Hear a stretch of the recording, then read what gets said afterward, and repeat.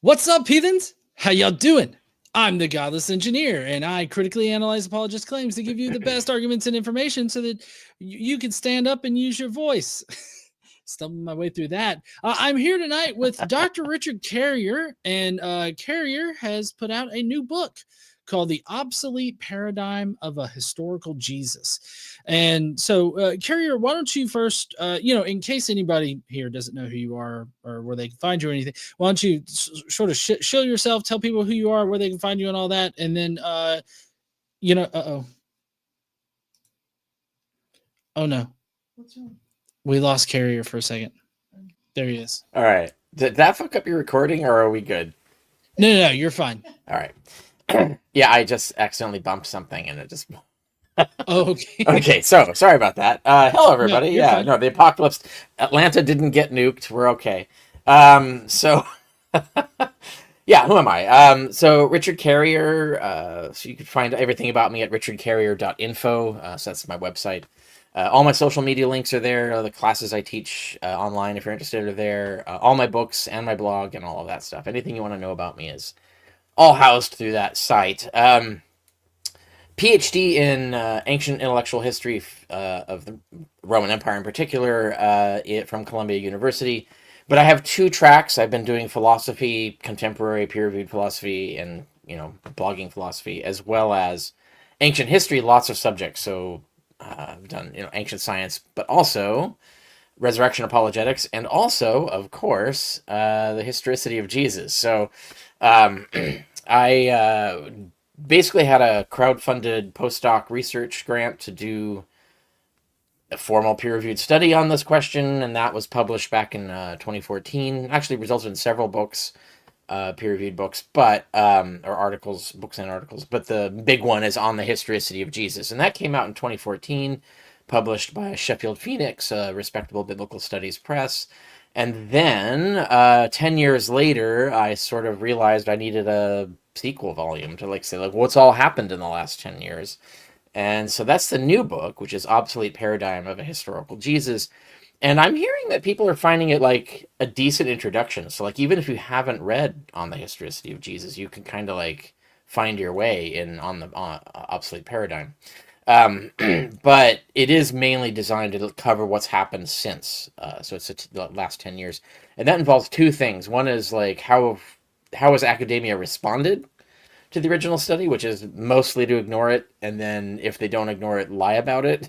So, which is, it's important to talk about that because that's all that's happened in the last 10 years. There's never been a real serious rebuttal to it, or even a contrary offer. There's no peer-reviewed monograph defending the historicity of Jesus against my findings. And my findings were corroborated, but also under peer review by Raphael Lataster for Brill, which is a major international academic press. So we've got two peer-reviewed studies arguing it's doubtful that Jesus really existed, and we have zero peer-reviewed studies arguing the contrary. We just have apologetics responses and things like that. So anyway, talk about that in the book. But the other side of it is that there's been a lot of movement and a lot of other topics related to this. Scholarship has moved more and more in my direction on a lot of things, including getting away from oral lore theory. The field is still obsessed with oral lore theory, but a lot of scholars now are coming out arguing that no, these are literary productions. They did not rely on oral lore or anything like that. And and so there's a lot of that kind of stuff, and then there's various other things too, like the dying and rising God thing. Tons of studies have completely blasted away Jonathan C. Smith on that. So now the mainstream consensus, if you judge by all the publications in the last 20 years, are on my side on this. Yes, dying and rising gods were a trend, definitely a trend. Christianity is kind of like the last one. It's a latecomer to the game, really. And so there's been a lot of studies like that have come out. And there's others, even the Brothers of the Lord stuff. There are scholars who publish things that are supporting my position on that, even if they don't take my position on that. And so there's lots happened in the last 10 years, even that's by people that aren't necessarily mythicists, but are moving the ball down the field on a lot of topics that are really important and relevant to the historicity question. And so I cover that as well. And one of the big ones is Docetism. Maybe we'll get into that later if people want to know what that is and why it's a big deal. That's a big thing that happened in the last 10 years is scholars are now realizing that Docetism didn't exist. And if that's the case, all of the texts that were misinterpreted as Docetist can actually look like mythicist texts that or attacks on mythicist Christians. And so this actually becomes evidence for the existence of mythicism as an actual sect in the 2nd century. So that's kind of important and is definitely needs to be dealt with and looked at. So that's another thing that's in the book. And also I do other things like my realization in the last 10 years of teaching things, learning like what's necessary to teach the mathematical understanding of the method that I use, that all historians should be using in one way or another. So I have a chapter dedicated to like better explaining the math for both level of readers, like introductory and advanced. So there's like sections that introductory people could skip, but the advanced readers will be glad are there, where I'm talking about some of the more detailed mathematical stuff. But mostly it's introductory to try and get people back up to speed. And then I do a lot more applications. So like a lot of people ask, like, could you show this applied to other questions besides the historicity of Jesus? And I said, that's a good idea. And so I do that a lot. So I first of all, I apply it to the historicity of other people who, like Socrates, for example, and I apply it to analyzing the historicity of specific stories in the Gospels, which don't require denying Jesus existed, because mainstream scholars already agree most of those stories are bogus. But how do you tell the difference? How do you know a story has historical material in it or not? Well, that's the same method, and I show how to use it, and so on. So there's a lot in here that's really moving the ball down the field, and consequently touches on all angles of it, I think. And so it really focuses on things that have changed or that were challenged, and doesn't spend a lot of time on things that no one disputed from the original book. Yeah, that's a great overview of the entire book. I do have specific questions about nearly every part of the book. Um, but I guess just so I can get kind of like a soundbite from you, would you say that the consensus of New Testament scholarship has moved more towards the mythicist hypothesis or farther away? Specifically, the minimal mythicist hypothesis. I would say it's largely unchanged statistically. One thing that has happened is like there were about 6 qualified, like PhD level in a relevant field scholars who were either mythicists or agnostics, right? Who are willing to admit that, or even like scholars who think mythicism is plausible. And I don't mean like jokingly, mockingly plausible, but no, I mean like they sincerely think, yeah, it's actually possible. It was like 6 of us when I published, or at least by the time Latastra published. But since then, it's about over 40. So there are a lot of scholars who are like moving in my direction. But if you think let's say there's 1,000 scholars, 40 out of 1,000 is not, going to change the field. But it might eventually. This might be the beginning, like 10 years from now. Yet you might see a lot, this being taken more seriously at academia. And I think largely, if you see the new blood coming in, it's the younger scholars usually. There are a lot of older scholars who definitely, like, once they're retired and they're allowed to say that they actually think it's plausible, you see a lot of retired scholars doing that. But also it's a lot of young guns, people who are new and relatively new in this. And I think as we get more younger scholars getting in and replacing the old guard, I think there's going to be more and more acceptance of this, at least as one plausible theory of the ones that are usually debated. So rather than rejected as like something fringe that shouldn't even be considered, right? That's the tack that a lot of like apologists are taking. Okay. Yeah. And I mean, I find it weird that, the consensus hasn't like at least shifted a little bit, considering all of the advancements that you talk about in the book here. What do you think the disconnect is there with, between the evidence and the minimal mythicist hypothesis?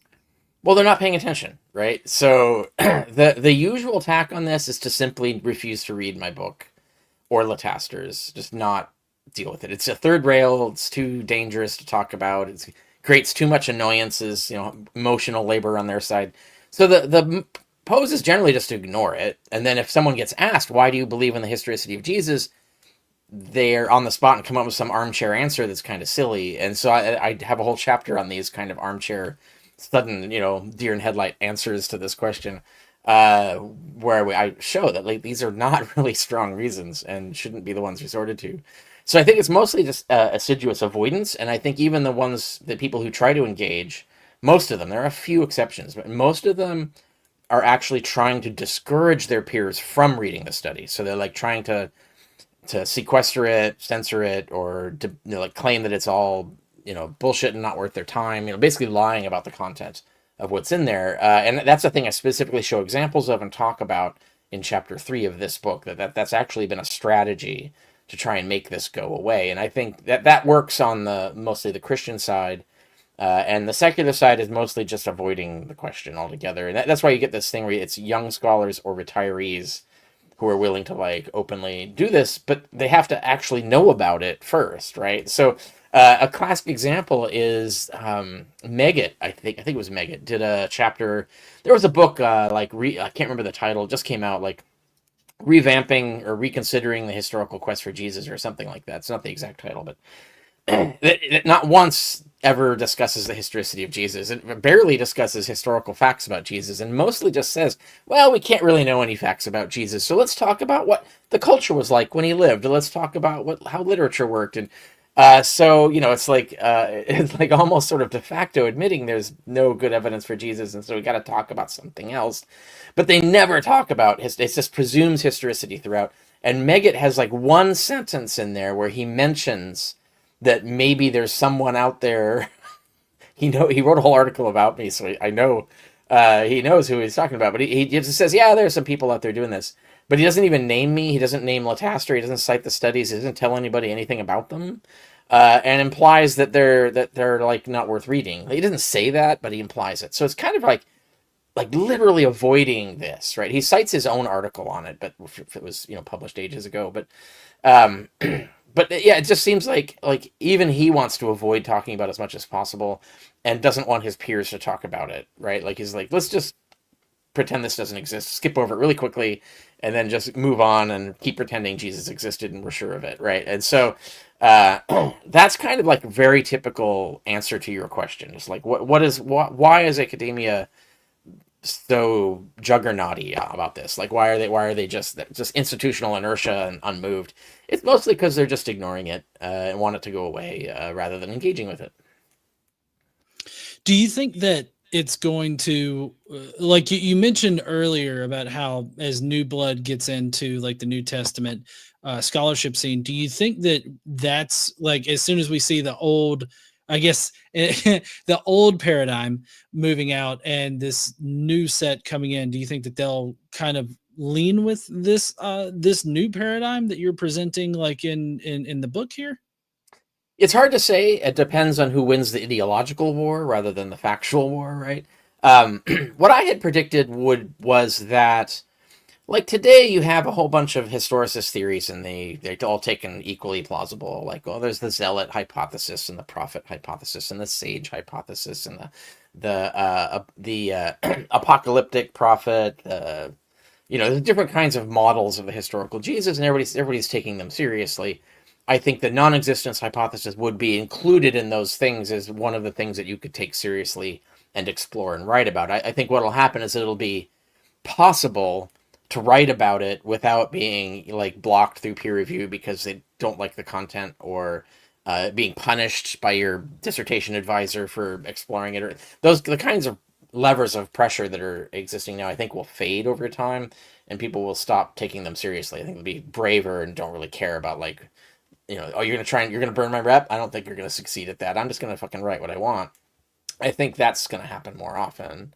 And I think if you look like what's trending, like what happened to the Q hypothesis, right? It's where the mainstream consensus hasn't gotten rid of Q yet, but the idea that there was no Q is so accepted that pretty much it's standard now to say, well, we're not sure whether Q existed or not.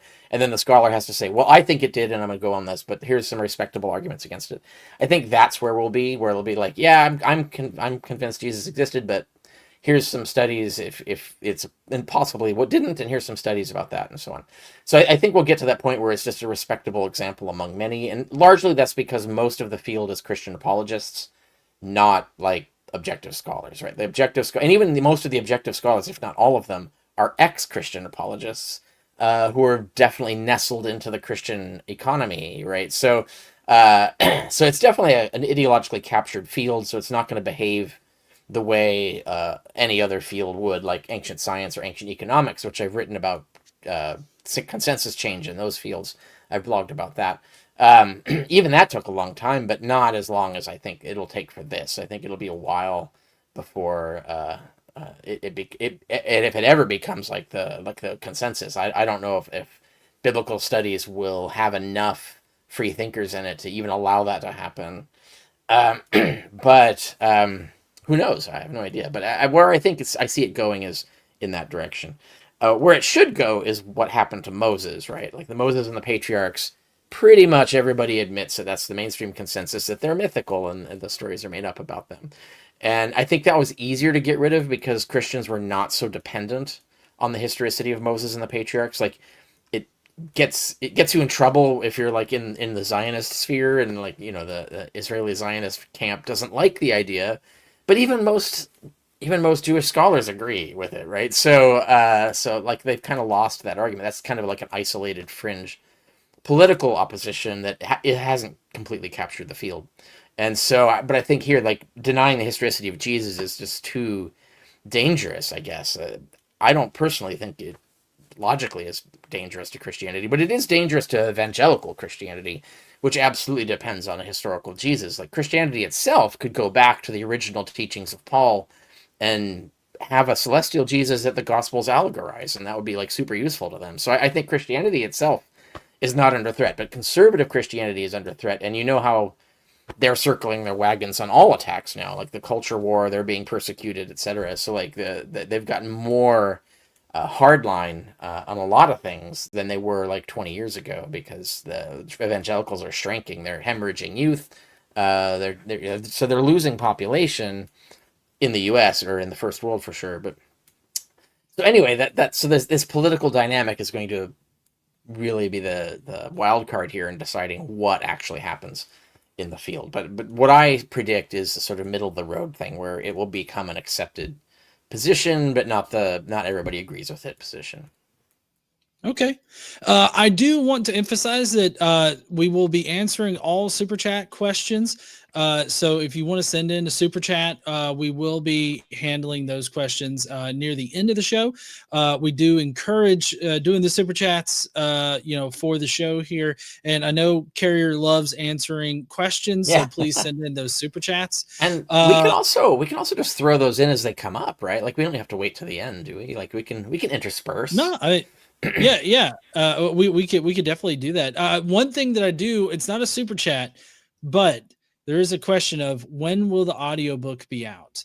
And that largely depends on me, just letting everybody know, because we're currently about midways through recording the audiobook, and I'm about halfway through what we've got recorded, edited up. And so I'm working as fast as I can on getting it edited. So hopefully we can get that done sometime in the first of 2026. Ideally, we were going to have it done like when it was supposed to come out in November, but we got forced back into the office and everything like that. So much stuff happened. Complicated. Right? Yeah. But I will say that if you can't wait, for the audiobook, there is Jesus from Outer Space that is already in audiobook form. If you want to listen to that, it's on Audible right now. Casey, a lovely wife, voices it, reads it to you. It apparently it's got a lot of great feedback on it, right, Rick? Yeah, absolutely. And everybody who's talked to me about it says they love it. So, yep, good work, Casey. Yeah. It is a lot of work. I mean, I read all of my other books before that, and I know how hard it is. So it's a challenge, not just like as a labor, but it's a challenge to like make it enjoyable to listen to, right? Because you gotta not do the wooden reading and stuff like that. And I mean, Casey really does a really good job of that. So that's kind of what you want in a narrator. Yes, definitely. She's a great narrator. And then we've got it's a Rubik's saying, I feel like I just saw you 2.5 weeks ago. They did. They did, Yeah. yeah. Yeah. I'm So still sitting on an email they sent to look at this crazy book. So, I mean, this is a bit off topic, but what we're referring to for people who don't know, um, I went to what was functionally a Christian nationalist conference a couple weeks ago. It was a modern day DebateCon 6. It was basically uh, like hardcore right wing stuff. And I did 2 debates, but there were a bunch of other debates. There were other liberals who showed up. Not a lot of us. Like we had a small cadre. Um, and they were part of the camp who kept me sane while we were there talking about things like that. But there's a book by one of the debaters who who's anti-feminist, right? So Andrew yeah, Wilson's wife, right? And so I've been told that that's shall we say interesting. So so I've got an annotated version that I can look at, and just got to find time to look at it. I am going to write about that debate. I have one particular point I'm going to make. I'm going to do a whole article about that one point. It's going to be more fun than deep, but that'll be like this or next week that will drop. cool. Now, to continue, in David Fitzgerald's book, Jesus Mything in Action, in the first volume of it, he mentions how he kind of did sort of a rudimentary study on how many of the degree granting institutions in the field of New Testament studies requires faith statements and just strict adherence to a dogmatic view of Christianity. Do you think that is a significant contributor to the I guess the phobia that the field seems to have against the minimal mythicist hypothesis? Yeah, I mean that's part of it. So there's a lot of scholars who aren't in those institutions, but are still under similar social pressures. Because what we're talking about is, I think it was like 1 in 3. It might have been more. I can't remember how many he found, but where these faculty, so these are PhDs, these are authors you might think are like free academics or whatever, are under contractual obligation to never deny certain things. So basically they're under like Damocles sword, right? Like you couldn't even acknowledge that doubting historicity was plausible. You have to defend the faith and the literal Bible and all that stuff, or you'll get fired. And even if you don't, if you have that violation, well, that's just, that's on your record, and they can just, if someone wants to get rid of you, like they can use it. They can use that as the excuse, right? As soon as it's like, it's like the drug war. Like they know everybody's going to be doing drugs, but they allow this so they can pick and choose who they're going to prosecute. So it becomes kind of like a way to police brown people, right? Like, so you just, white person with drugs, you can kind of look the other way more often, right? Like because it's discretionary, it becomes a sort of excuse to allow you to police people you don't like. And so I think you'll have that kind of problem where people might be ignoring the contract they're under, but it's just a matter of time before they piss someone off and they use it against them, right? And get them knocked or whatever. But anyway, so yeah, there are people under that. But I think most scholars are either Christian apologists who are free of that, but they still have social pressure around them, or their own personal faith belief is policing themselves, right? And then you have the secular and a few Jewish scholars that I think what's more important is them, right? Because they usually are able to move on things before Christians can, oftentimes. And if you look at the history of changes in consensus in biblical studies. And I think them, because they're like inside the economic social network, like grant money, students, attitudes from their faculty, support at conferences, and and just the accolades of their peers, right? Like so basically, you don't want to be a persona non grata. You don't want to piss off a bunch of people who could affect you, through soft power or anything like that, or who could just make your life miserable by harassing you over it and trying to sit you down and tell you that you're wrong and it's dangerous and you shouldn't be doing this. And these kind of people will just avoid this. And I've talked to people privately about this, like scholars in the field who've told me this. Like they fear this, right? They fear like it making trouble for them, even though if the trouble's not like they're not being shot or they can't be fired or whatever. Like that's not the trouble. It's vexatious. So it's just easier to avoid it. right? And so and you can tell when a scholar is evasive rather than adamant. So like some scholars, you ask them about this and they're like, mythicism is ridiculous, right? And then, they're like, it's absolutely certain that Jesus existed. You know where they are and you know why they're there. But then you get to people who are just kind of like wishy-washy about it and just don't want to make a committal statement about it and like kind of give a reason why they're a historicist, but are not like, they're not that adamant about it, right? Like those are the people that are just trying to avoid all the trouble, the bother. Call it the bother. Just want to avoid the bother. Like they have enough bother they have to deal with the things that they're already doing. They don't need more shit coming down on them that they have to deal with. So it's just easier to keep your head down, right? Basically, so I think there's a lot of that kind of panopticon effect that the Christians kind of have influence over the seculars in a way that people don't expect. It's not a direct way. It's not like they actually control them, but it's a social influence, a peer pressure kind of environment. And I think that's especially because it's so collegial.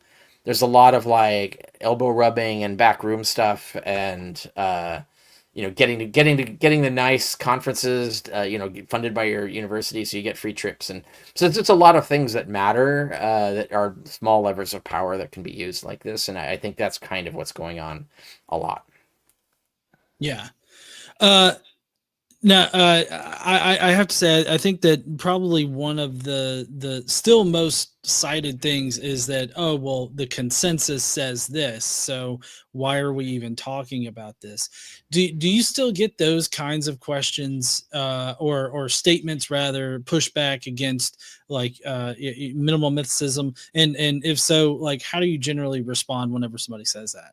Yeah, I don't really get that anymore from academia. So I think academics, at least academics who know know anything about what they're talking about. So there's some academics that haven't even read the book, don't even know what's in it. Like they might just use the flippant consensus argument. But any scholar who knows anything about the arguments we've made, they won't make that argument because they know we passed peer review twice. They know our arguments aren't really out there, right? Like, so our arguments actually are more respectable than they're willing to admit.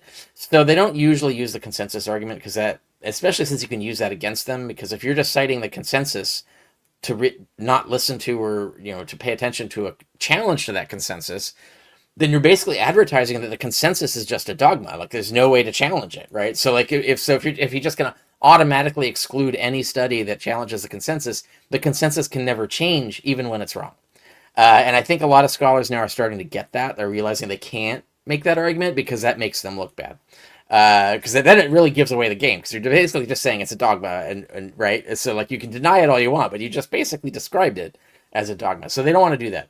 Where I get the consensus argument is from outsiders, so amateurs who aren't familiar with the field at all, and so they just say, "Well, consensus, right?" And which is literally what I did, right? Like before I was a mythicist, I used to say exactly that. I was like, the consensus, this is ridiculous. These arguments are ridiculous. Now, at least I would engage with them. And they were usually ridiculous because these were the internet, the crazy stuff, the Acaria S and all of that.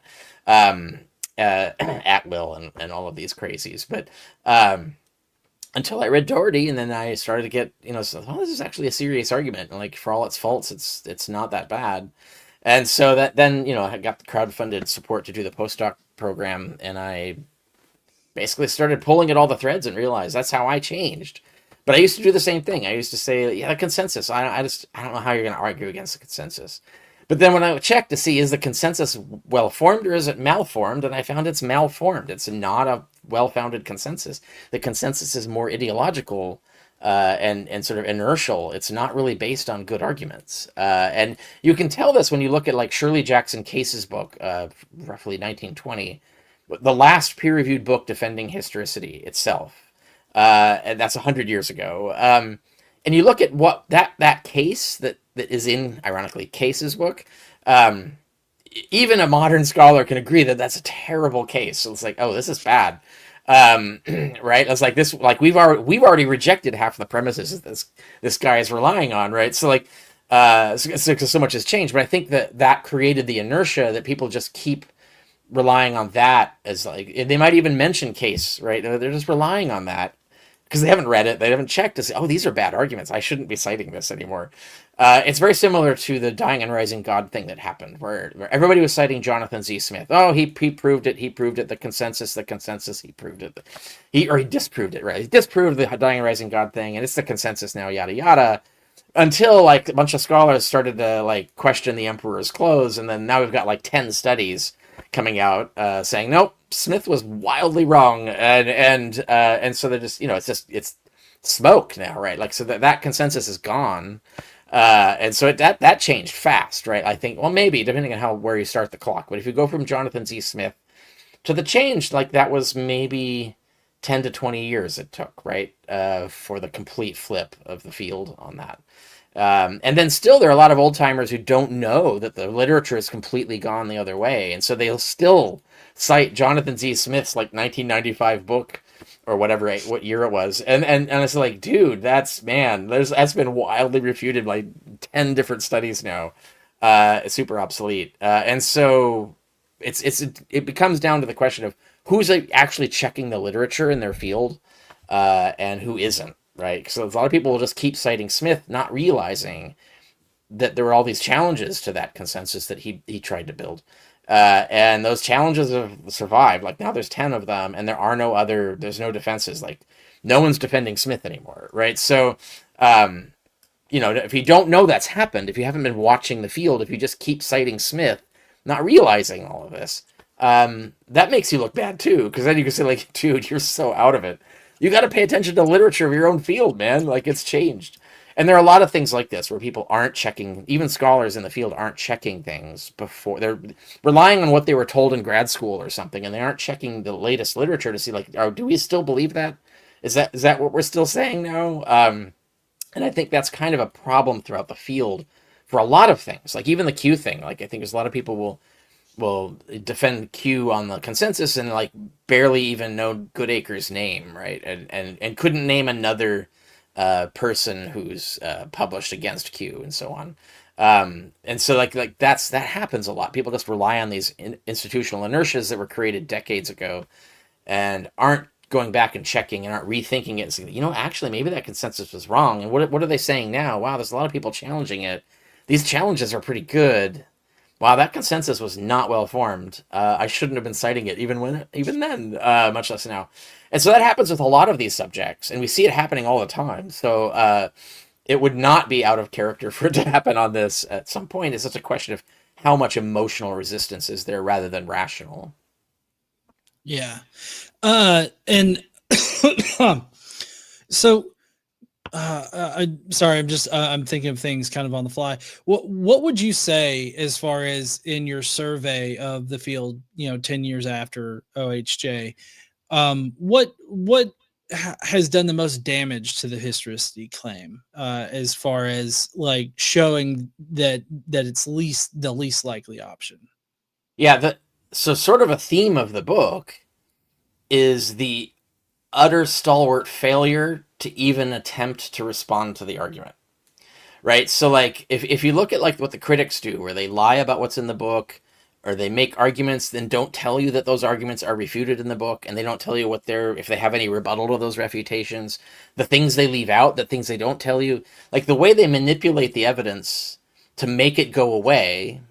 So like if you're doing something like, for example, if you're straw manning an argument, that's actually avoiding the argument. So like if you straw man an argument, you have not responded to the argument, right? You've avoided responding to the argument. You're using the straw man as an excuse to make it look like you've responded to the argument, but you didn't. You responded to some other argument that doesn't exist in the book. And therefore you've left the actual argument in the book unanswered, right? So these strategies are what's happening or were happening with the critics, right? That we're trying, the academic critics I'm talking about here, not just amateurs on the internet. I mean like the serious scholars who should know better, right?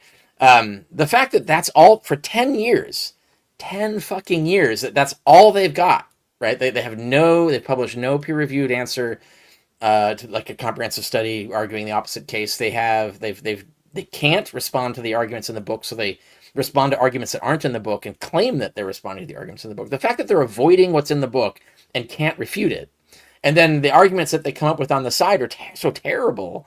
like this shows you that's to me is kind of like the decisive proof that we're right, right? Like this, like, clearly, like if we were wrong, they should have blown us away by now, right? Like there should have been like serious, honest critiques that were actually pretty effective.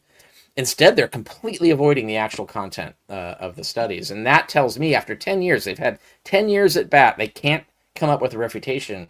That to me is the strongest evidence that we're right. It doesn't affect the probability of the original study. I think that, my tolerances are pretty much the same, slightly narrower now. I think I talk about this in the book where there were some results from Camille Greger and others that narrowed my margins of error, but still within the tolerances of the original study. That hasn't changed, but my confidence in the result is definitely at that. Okay. Yeah. No. And then, was there anything that has changed in the last 10 years, as far as, moving closer towards, mythicism, or at least validating the mythicist hypothesis? What would you say has done the most heavy lifting in that area to like establish it as a viable option? Yeah. So what's happened really is shoring up the background evidence. And I think so, like in terms of the original analysis, that really shouldn't matter. The background evidence was already pretty well established. And so there were a lot of denials or resistance, like people who wanted that background evidence to go away, right? And because they saw that it made it plausible. Now, once you admit that it's plausible, like you get the results that my original study had. So there's not been anything that's come out that's increased, that's increased the probability of mythicism. Like nothing has made it more likely. Even the Docetism stuff, because that's 2nd century, so we cannot establish whether the mythicist Christians being attacked are a new sect or the original sect. We can't tell. So we can't use that to argue one way or the other for the historicity of Jesus. But it does prove that there were deniers of Jesus. And so one of the emotional resistance arguments is, well, we should have evidence of these people, right? There should be references to these mythicist Christians. Now, really, that's not true because the record is so curated by historicists that we have no reason to expect survival of anyone who would doubt this or deny it. We're not going to hear from them, right? They're going to be completely shut out of the preservation of records, so we don't actually expect that. But if that's your emotional barrier, if that's the block, the thing that's preventing you from accepting the facts is, well, I'm just so sure that there should be evidence of that. Like, I mean, that's wrong, but if that's the thing holding you back, we can remove that barrier now because the evidence suggests we've got a lot of evidence, actually, that there were mythicist Christians. We've got Christians talking about them, condemning them, like, in the worst terms, they're super immoral. Don't talk to them. They're terrible. And so we've got discussions of this. And so we actually have that. So the thing is, it's more of a psychological gain.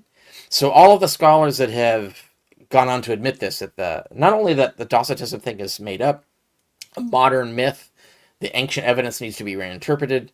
Some of them also go as far as like saying things almost in the direction of me, but not outright. But similar, I talk about what they say, and it's getting closer to where I am on this. But just the fact that they've gotten there, right, has changed the game.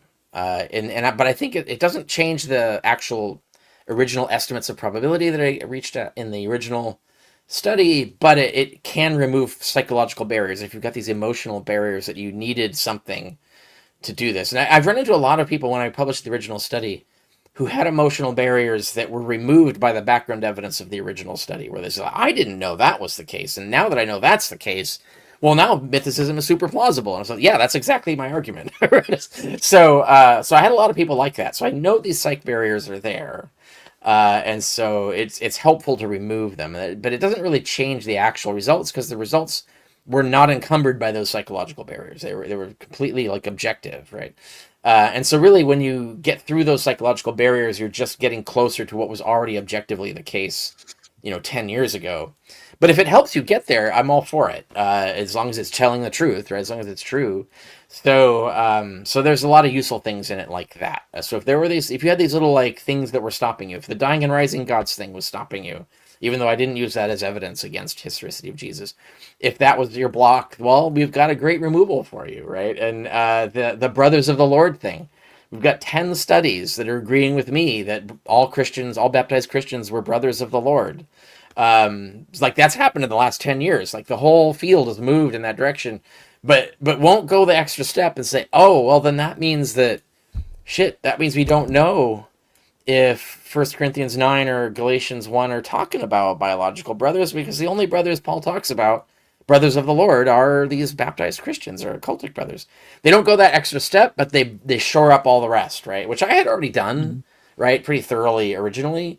But if you're thinking like you're just emotionally resistant to all the evidence I presented of that, and you say that can't be grammar or whatever dumb argument you've got, right?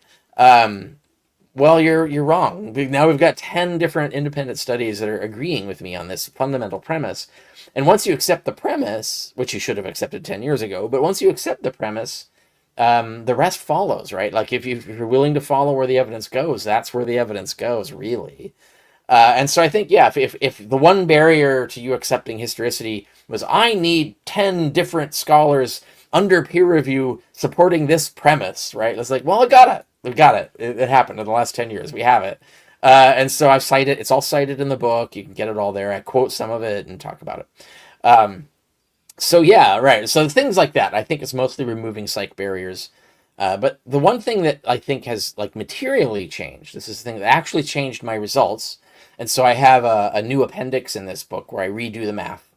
And it was the Camille Gregor studies. So they did a couple studies. He had ran some teams that tried to argue that there should be a lot more people in my reference class for mythical people, right? Who are historical. So you could radically change the prior probability. Now, they committed a fundamental mistake that was warned against in the original study, and they ignored it, and they went ahead anyway, which is to confuse merely mythical with heavily mythologized people. Now, obviously, the set that I'm looking at is heavily mythologized people, not merely mythologized people. So they're looking at the wrong set. So a lot of their data is wrong.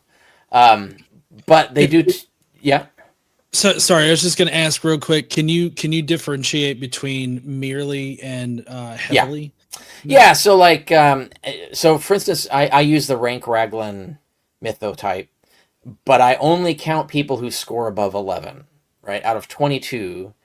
And that establishes like an extreme degree of mythologization. Like these are the most mythologized people. Everybody below, the few people got like little mythical stories attached to them from this mythotype, but not so many, right? So they're like low mythologized people. They're not as heavily mythologized. And so, yeah, so I do sort of like put an actual measurable barrier to like, what is the difference between being way mythologized versus only slightly mythologized? And when you make that demarcation, you see huge differences in the likelihood of being historical. But when if you look at the set of heavily mythologized people, there's super mythology, tons of mythology on them, those people usually don't exist. But when you look at people who are just merely, like just have a few mythical things thrown on them, but a lot of mundane stuff, mostly mundane stuff, those people tend to exist, right? So you can see the effect of this. There's difference between those two sets. And Jesus is in the heavily mythologized set, not the merely mythologized set. So you need to treat Jesus like the heavily mythologized people. So if they are rarely historical, Jesus is unlikely to be historical unless you've got good evidence. And so to give you an example of what happened is in my original study, I dismissed Alexander the Great, Mithridates of Pontus, and Apollonius of Tyana. And Gregor and his team have convinced me that I should have included them, that they actually fit. They are heavily mythologized. You can show it through the metrics and everything. And those are the only ones that they show that that's the case, that they're heavily mythologized, not merely mythologized. And so that does change some of the math a little. The irony is that it actually reduces the upper probability that Jesus existed. It goes from 1 in 3 to 1 in 4, but it raises, or this is the prior, I should say the prior probability, not the final probability, but the prior probability starts at like 1 in 15 at the bottom end of the margin of error. Now it's up to like 1 in 5. So they narrowed the margins of error. And I do the math and I show how that comes out. And so basically I assign these really wide tolerances originally for the prior probability. They came out with data that once you wade through all the stuff that they did that was wrong, the stuff that holds up, they just narrowed the margin, right, for the prior. Now, the posterior probability, the final probability, the actual probability that Jesus existed depends on the effect of all the evidence that you throw at that. And so that's different. It's a different result. But it does change, because once you have the priors a little different, the end result is a little different. So overall, they actually dropped the probability that Jesus existed from 1 and 3 to 1 and 4. And if people want to know, like, why would adding historical people to the set reduce the probability of being historical? The reason is that I was, in my original tolerances, I was already assuming that there were 4 historical people, and they found 3. So really, they just verified my prediction. I was 1 off of estimate, right? I'm just going to say there's 4. They found 3. 1 off estimate. Like, that's actually pretty accurate. And so that what happens is that my estimate was already putting 4 in. Now they're putting 3 in, but that's not 3 in addition to the 4. That's 3 of the 4. And so it has the result of actually increasing the number of people on the set, but not increasing the number of mythical people on the set, because I already had the same number on the upper margin I'm talking about, right? So the arithmetic effect is to reduce the upper margin, but to greatly increase the lower margin, which, like, some people would care about that, but most people don't care about the lower margin. They're more interested in what's the most probable that Jesus can exist. They don't really care, like, what's the least probable that Jesus can exist. And so this gets into, like, the how margins of error work and things like that. But anyway, for people who want that math, I have a video, I think Myth Vision has put it up, where I have, like, a video board where I'm doing the arithmetic and showing all of it. That might be up somewhere on Myth Vision, but for people who want to see the math, like, by hand, or just buy the book, because then I just explain it. So it's in there. Yeah, we actually do have a math question that we could actually ask right now, since we're talking about the math.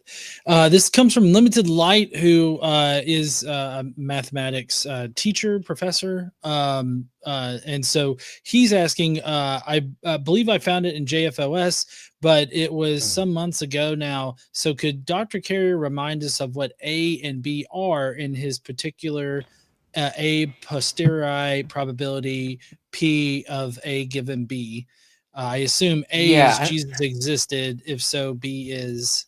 Yeah, so that would be, they're talking about Jesus from outer space. So I'm not sure I use the AB symbolism, but if I did, I want to make sure I'm referring to the right thing. Jesus from outer space. Here we are. Let's see if my search will work. I think typically in that particular probability equation, it would be A being Jesus existed given this evidence. So that would be the probability, if I'm reading that right. Yeah, so my preview won't let me search symbols in the PDF, so I can't. I don't know that I ever I don't know that I ever use mathematical symbolism in JFOS. So maybe I did. I don't know. Anyway, I can't search it to find it. So I'm just going to go on what I would assume would be the case. Usually, Casey is confirming that you did, because she had to. Page. Yeah. What's the page? Oh yeah, you would absolutely. You would know. You had to have read it. So what's the page number? You can't remember probably. No. What's the page number? Are you crazy? Yeah. Okay. Yeah. So usually what I write is pH given E. And that's if I'm being brief. If I'm being, like, precise, I'll say given E and B, but not a capital B, a lower B. These are technical things that don't matter. So so let's just assume that I put PA given B. If I did, what that would refer to is A is the hypothesis. So you would have usually the hypothesis Jesus existed. And then mythicism would be the negation of the hypothesis, which is that Jesus didn't exist. And then I parameterize that in terms of what does it mean to say Jesus existed or not existed? What is the hypothesis? That's in the original study, chapters 2 and 3. I'll actually build out this very specific hypothesis. But generally, it's PA would be PH. So it's the probability of the hypothesis, or the probability of historicity. And that's minimal historicity, not grandiose historicity. So it's not the Gospels are 100% true and Jesus was the Son of God. No, it's just like there was a guy and a bunch of stuff got made up about him, right? Like, that's minimal historicity, like the least amount of historical that he can be and still be historical. So P the probability of the hypothesis given, so the up and down line is given, so the hypothesis given the evidence, so all the evidence. And formally, you would say like all the evidence is literally all the evidence. So it's not just the evidence pertaining to Jesus, but all human knowledge. Like literally everything we know about everything is what's called background knowledge. That also goes in there, but usually mathematicians leave that out because it's just assumed, right? Everybody just assumes that's there, which isn't true. Which is why I usually put it in, but not in the colloquial book. I probably didn't do it there. I do it in the formal study, and I do it on purpose because mathematicians kept telling me, you could just leave that out. It's like, no, you can't, because I'm writing for people who don't know what you know, right? So I've got to put it in there so that people are aware that term is in every single, component of the equation. So the background evidence is relevant. All human knowledge is relevant to determining. So it's basically the probability of the hypothesis given the evidence, and it would be given all human knowledge, right? So the evidence and all human knowledge. So that's what PA/B means. So you assume it's Jesus existed, and the answer is yes. There was a historical man of a particular type. Anyway, if you want to know exactly, like more specifically, what do I mean by Jesus existed? That's chapter 2. Yeah, I think chapter 2 on the historicity of Jesus, the original study. I don't go into that on the obsolete paradigm because no one really challenged that aspect of it. Yeah. Thanks for answering. And then B, that. B is evidence. So that was the last Right. part of their question: is what is B? The evidence. Yeah. So yeah. Yeah. Okay. So I did want to get into some very specific position shifts that you highlight in the book. Cool. Because yeah.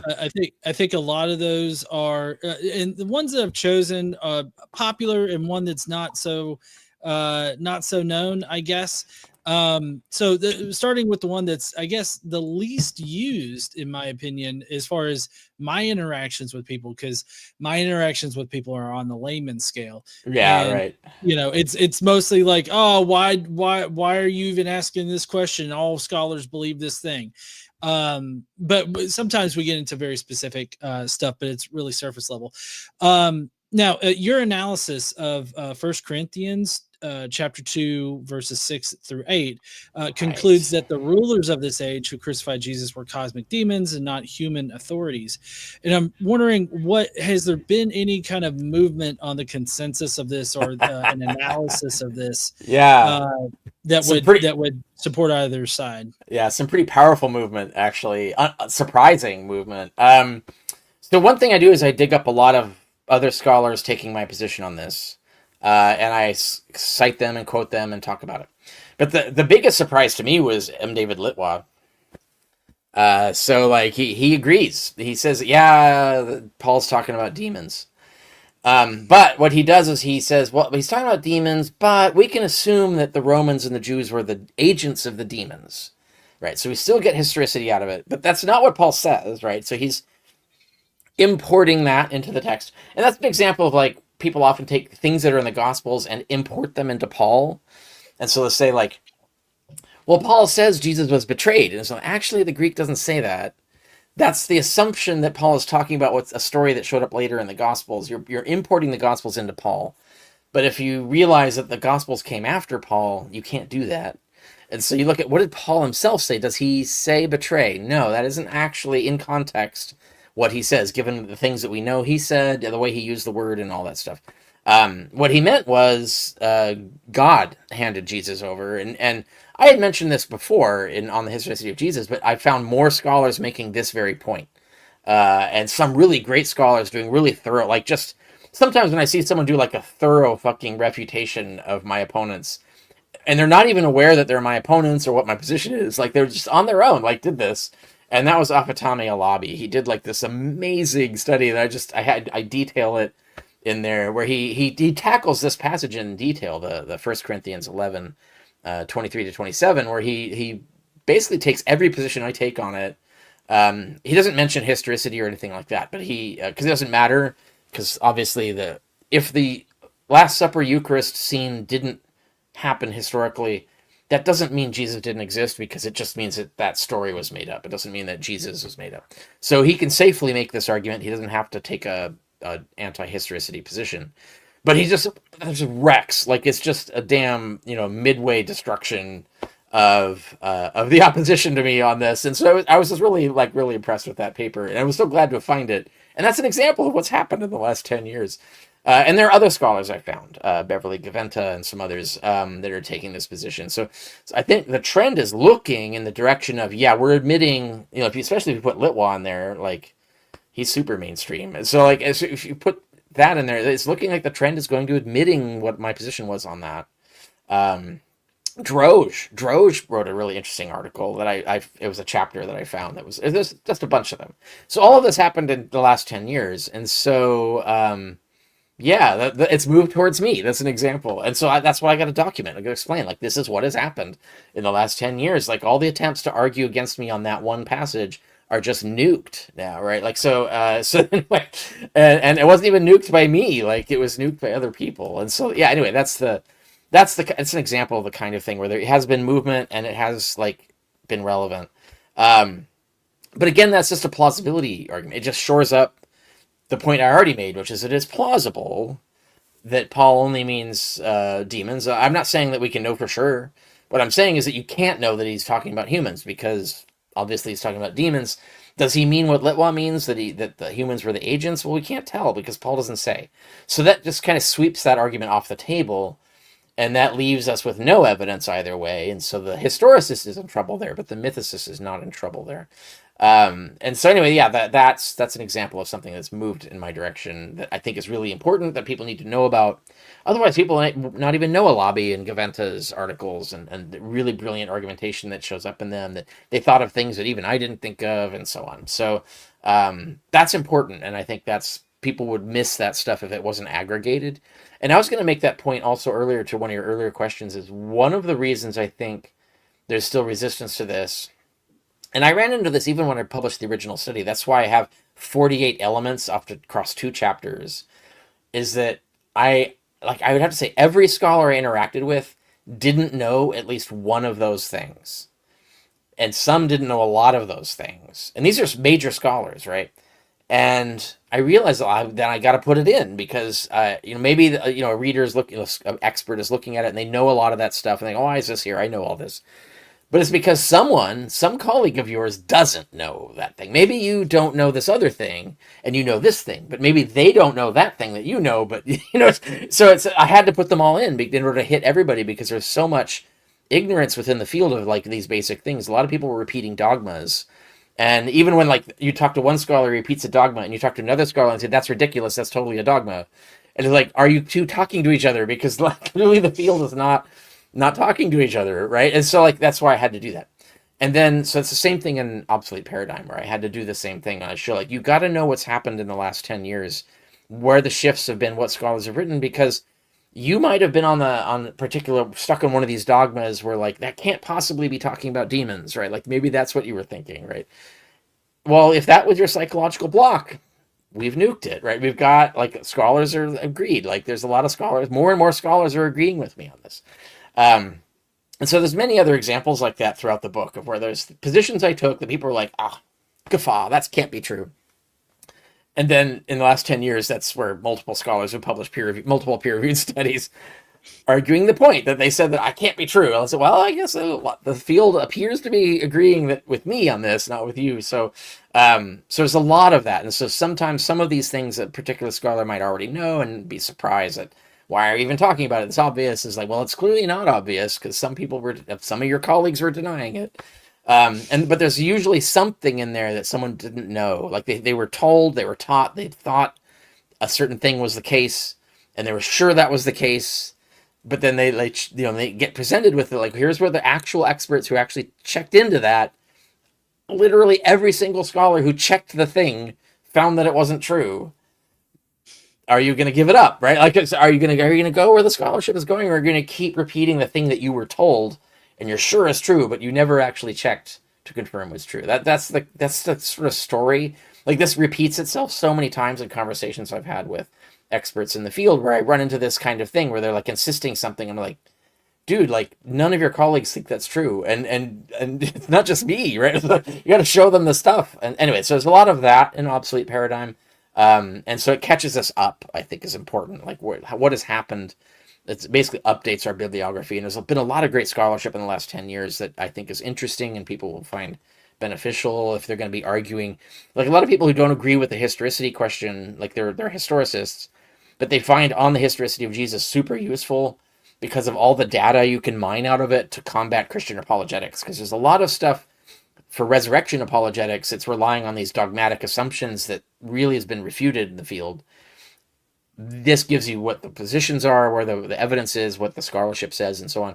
Obsolete paradigm stacks a whole bunch more of that on top. So like if you want to have like this sort of manual for like defeating the bad assumptions of Christian apologists, Obsolete paradigm is a vital second volume to On the Historicity of Jesus because it has a lot more of that. And so I think that's people will find that valuable. And because I know a lot of people have told me they found that valuable in the original book, where they said, I don't agree with you on the historicity thing, but damn, that book was super useful. Like I use it for all kinds of things in arguing with Christians. And yeah, it is, because it's super dense and has lots of data, lots of references, the bibliography, evidence, it's all really good, and it covers a lot of different things that can be applied to different arguments, not just the historicity of Jesus. Yeah, honestly, I find that just the explanations and implementations of Bayesian reasoning and logic is invaluable. I know that you've recently said, I believe in one of your blog posts, that all rational argumentation is Bayesian in nature. Yeah. And I think that realization is like eye-opening as far as like, being able to, like, if you're confronted with something that is kind of foreign to you and you're having to evaluate the evidence in real time, I feel like using that as a guide to sort of come to a reasonable like likelihood of how likely that claim is. I think that's invaluable for conversations, especially now in this day and age, not just in the vertical of religious scholarship, but like in the socio-political sphere too, being able to accurately judge those things. Yeah. And so like there's a lot of psychological resistance to what you just said, right? So you can use Bayes' theorem a lot and just never tell anyone you're doing it, right? You just don't mention numbers, don't do any equations, don't use the evil word Bayes, just do it, right? Just make the argument in that format.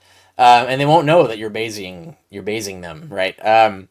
And so I find that useful both in order to, I made my arguments better, so I know what I'm supposed to be looking for to fact check myself, right? It's just, if I'm gonna steel man myself, I've got to like try to refute myself as much as possible. I know what I'm supposed to look for because of Bayes' theorem. If I want to like really shore up an argument, I know what I have to look for. If I want to know whether the argument is sound or weak or strong or whatever, I know what to look for because I understand the Bayesian structure of it.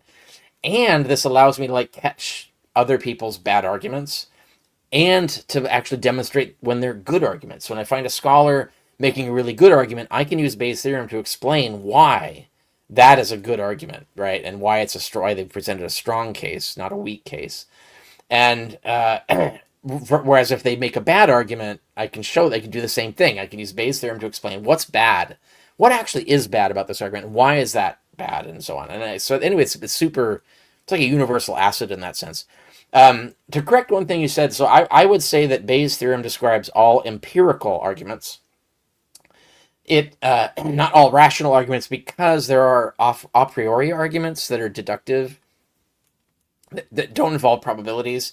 So those are trivially Bayesian, like in a sense that Bayes' theorem doesn't help you with them in any sense. You can do it because it's like probabilities of 1 and 0 and things, and so like it collapses to the same conclusion that you would get with syllogistic logic. But where Bayes' theorem really like works, like it does work for you, is when you're dealing with any argument that it's a probability where nothing is certain, absolutely certain, nothing. You're just talking about probability. You're saying it's super probable, or this is the most probable thing, or whatever. Anytime any word that relates to probability is in your argument, it's Bayesian, or it's wrong. That's just it, right? And I was very resistant to this. I was an anti-Bayesian for a while. And I was having an argument with a Bayesian over this. And there was a moment when I had that eureka moment where I realized I was wrong. I was like, holy shit, I'm wrong. Holy shit, this explains fucking everything, right? Like you get that moment, they're like, holy crap. So I've been through that. I've been through the come to Jesus moment on Bayesian reasoning, but it's that kind of, it's like, Archimedes in the bath where he's like, realizes he sees it in his head and is like, I fucking get it now. Holy shit. I didn't understand it before, but now I totally do. And that's what that happened to me. And so I try to like find ways to articulate that so that people come to that moment too, so they realize what we're doing here with this. That's kind of chapter 5, and really chapter 6 too, because chapter 6 is application, chapter 5 is explanation. And so I'm hoping that's, I'm trying to find different ways to, like, different people learn in different ways. So there's like, you can't just have the definitive explanation of Bayes' theorem. It might not work for some people, but work for other people. So that's one more attempt to try and make it work for more people. I have some other ideas in the pipe about this that might get published next year sometime. We'll see. But right now, this is like probably my most colloquial yet thorough explanation for, really, it's just 6th grade math. If you can do 6th grade math, and even if you can't do 6th grade math, you can. It's not hard to learn it. And I even explain, like, here's some books you can read. It'll get you up to speed and have fun. But if you can do 6th grade math, or if you're capable of learning 6th grade math, chapter 5 is for you. And that's all it takes to like understand the Bayesian concept and where you get what's going on here, and why it's really the fundamental description of all historical reasoning. And I think more historians should do it. Which, by the way, is another thing, and this is probably the one thing that is most connected to me, is that there are a lot of scholars who read Proving History.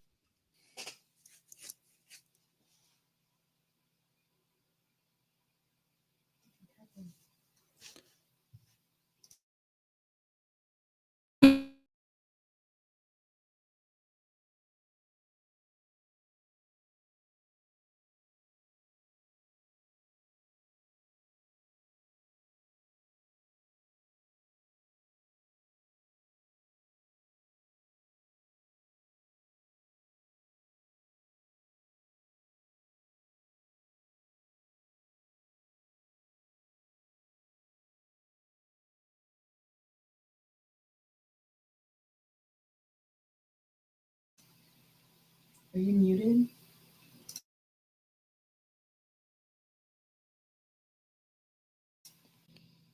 Oh, no, there we go. It seems like Rick, he lost internet for a second. Oh, there we go. Yeah, that wasn't on my end. My network's good, but it was Okay. claiming. Okay, so it Yeah, I says don't it's know. uploading recordings. So I think, are we live still, or? Yeah, we're still live. Okay, so what I'm looking at right now, it says uploading recordings. So you might not be recording my end on this right now. I don't know. It says that it's still recording. It says it says uploading recordings, and it says stay in the studio until your recordings are uploaded, which suggests to me that it's not actively recording my side right now, and it's trying to load my end for everything we did up to now. It's trying to send that to you. Right. I don't know why it's taking so long though. Yeah, well, don't worry about it, because Okay. regardless, it's recording like the entire thing, and so that'll be available for me later. Okay.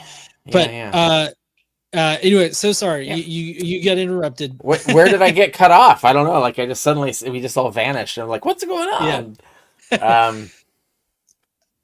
We were talking about Bayesian. You know what I was talking about? Yeah, no, I was talking about the fact that one thing that's happened in the last 10 years is a lot of historians are citing me now and are advocating Bayesian reasoning and have published articles using Bayesian reasoning for their case in a lot of disparate, like, different things that are not even like similar historical questions that I'm dealing with.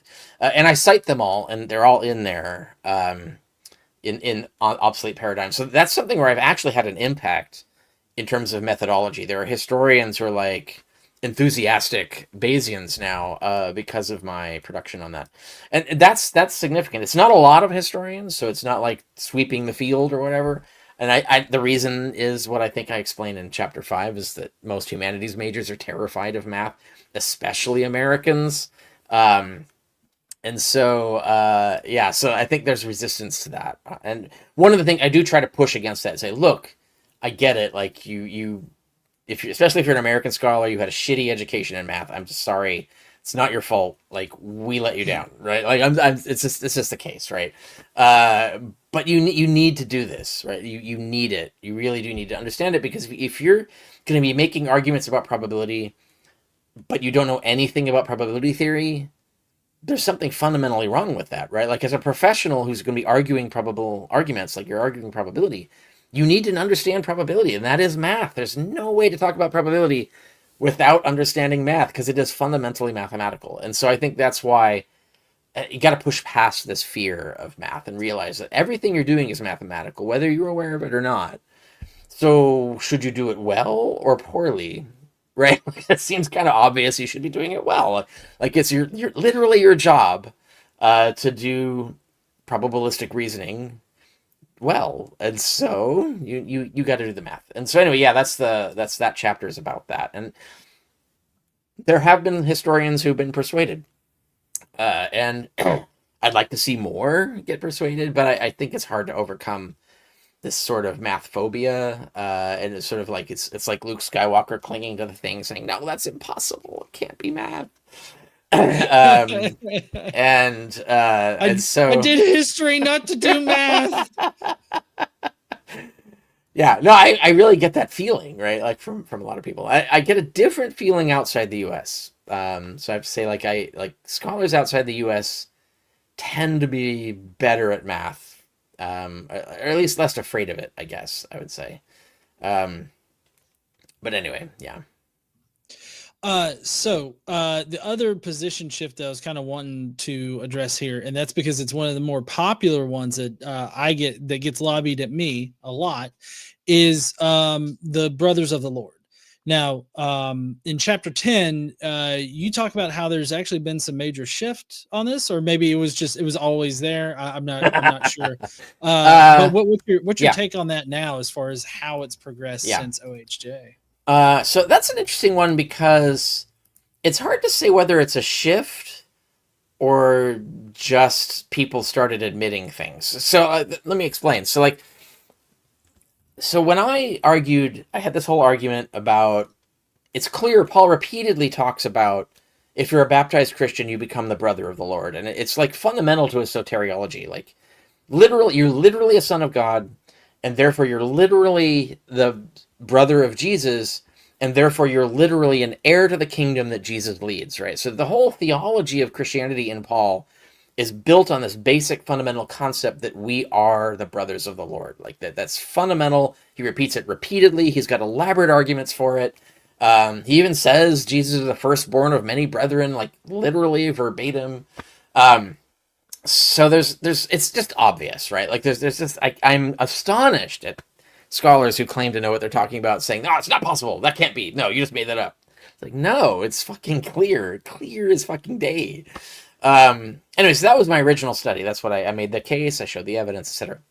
Since then, in the last 10 years, hence in Obsolete Paradigm, I cite 10 studies have come out. 10.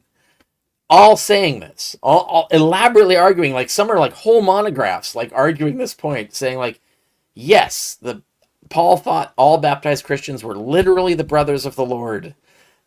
That's it, right? So whole studies, 10 times. Like, how many times do you need a peer-reviewed study to be replicated under peer review before you admit that that's the case, right? Like, I just feel like exasperated at this point, right? Like, because there's so much resistance to this concept, and there should never have been, right? But now in the last 10 years, I have fucking, the whole field is the entire literature on this is agreeing with me on this. Now, that doesn't mean that these studies or these scholars agree that James of Galatians 1 is not a biological brother of Jesus.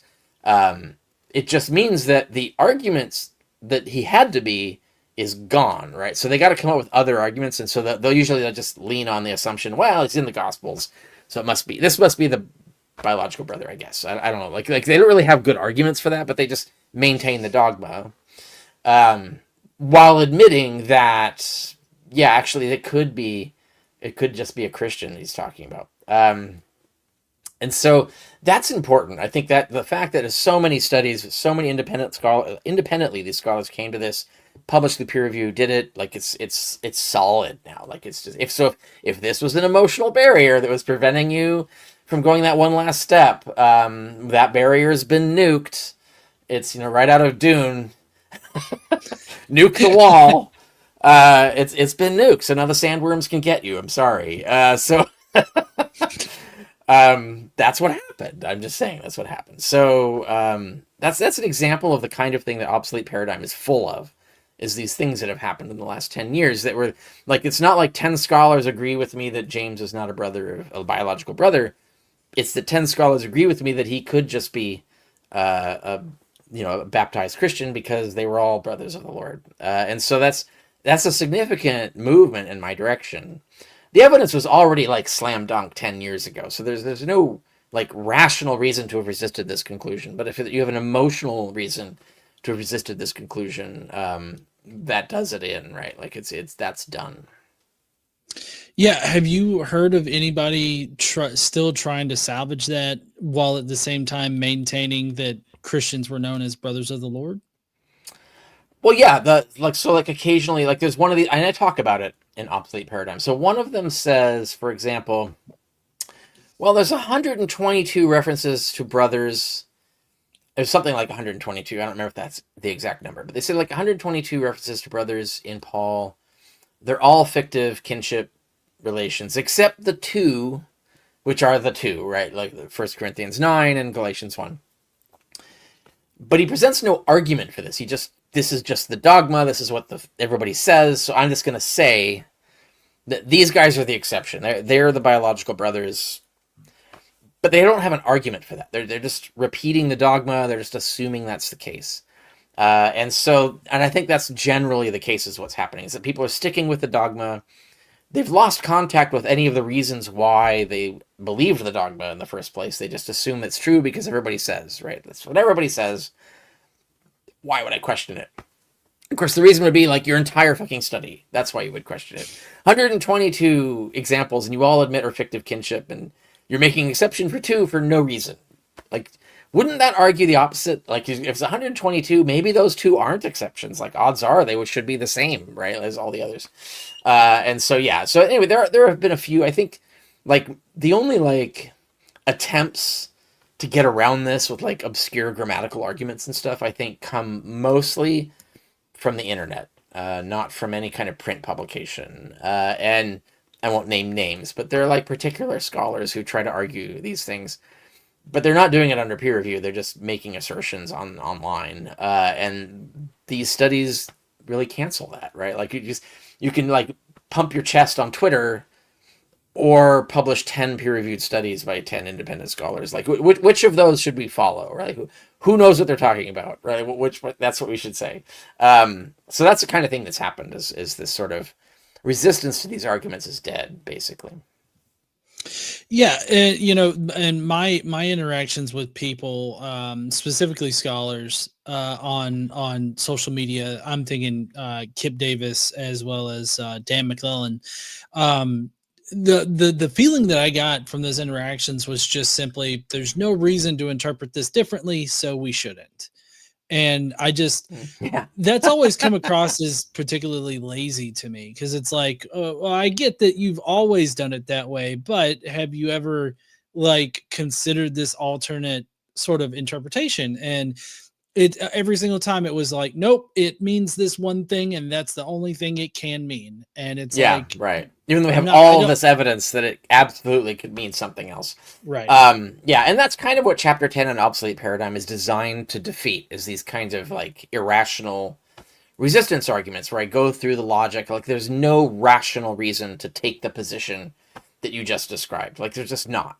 So that means that it's not a rational position. It's an emotionally driven, dogmatic position, right? Like, they're trying to come up with things that sound like rational reasons, but they aren't really, right?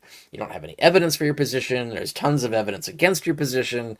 Your position is not even inherently logical. Why, therefore, are you maintaining it? Especially since the strongest case I make is that, I say, like, at best, right, we don't know, so you can't say assertively, right? So I think the evidence is pretty strong that Paul did not ever refer to biological brothers, and I make a case, I explain the case. But even if you don't follow the logic of that, you should rationally admit that we don't know, and therefore you can't use these verses as evidence for a thing because it's a circular argument. You're presuming these two passages refer to biological brothers to argue that they refer to biological brothers and therefore Jesus existed, and that's not a rational argument because you don't actually know. Like, there's tons of evidence that it might mean something else, so you can't. And there's no evidence that it means biological brothers. Paul never refers to biological brothers. He the only time he ever does is when he distinguishes himself, when he says my brothers in the flesh, referring to his fellow Jews. So Paul knows how to describe biological brotherhood, right? And he absolutely never says that in any of the passages that we're talking about, the 1 Corinthians 9 and Galatians 1. So the one thing you could have hoped for to establish your position is gone. It's not there. So you don't know. Maybe he means biological brothers. Maybe he doesn't. And so we can't use it. And so that's the thing that I say. The other thing that I do is I point out, like in my original study, I said, fuck it, I'm going to count it as evidence for the historicity of Jesus. And on my upper margin is based on assuming that this is weak, because it's uncertain, all the uncertainties, but it's nevertheless weak evidence for historicity. So I'm even fucking agreeing with you, and I'm showing you that it doesn't change anything, right? Like it's not enough to get it over because of this nagging possibility. And so that requires the response of saying, no, I'm certain. It's like, but if you're certain, like, you should have evidence, right? There's no, what's your certainty based on? Like you said, like, well, it's just always been that way. And like, that's the worst argument possible. That can't establish certainty. Like, there's no way. That's not evidence of anything, right? You're just saying, like, well, everybody else used to think this. Yeah, they used to think a lot of things that are false. So why are you trusting that, right? Like, that's not evidence that you're right. So that it's the absolute certainty that they have to lean on. It's that they can't justify. It's not that they can't justify the possibility. I even concede the possibility. I concede it like way more than I even should. And it's in my study. It's the way I did it.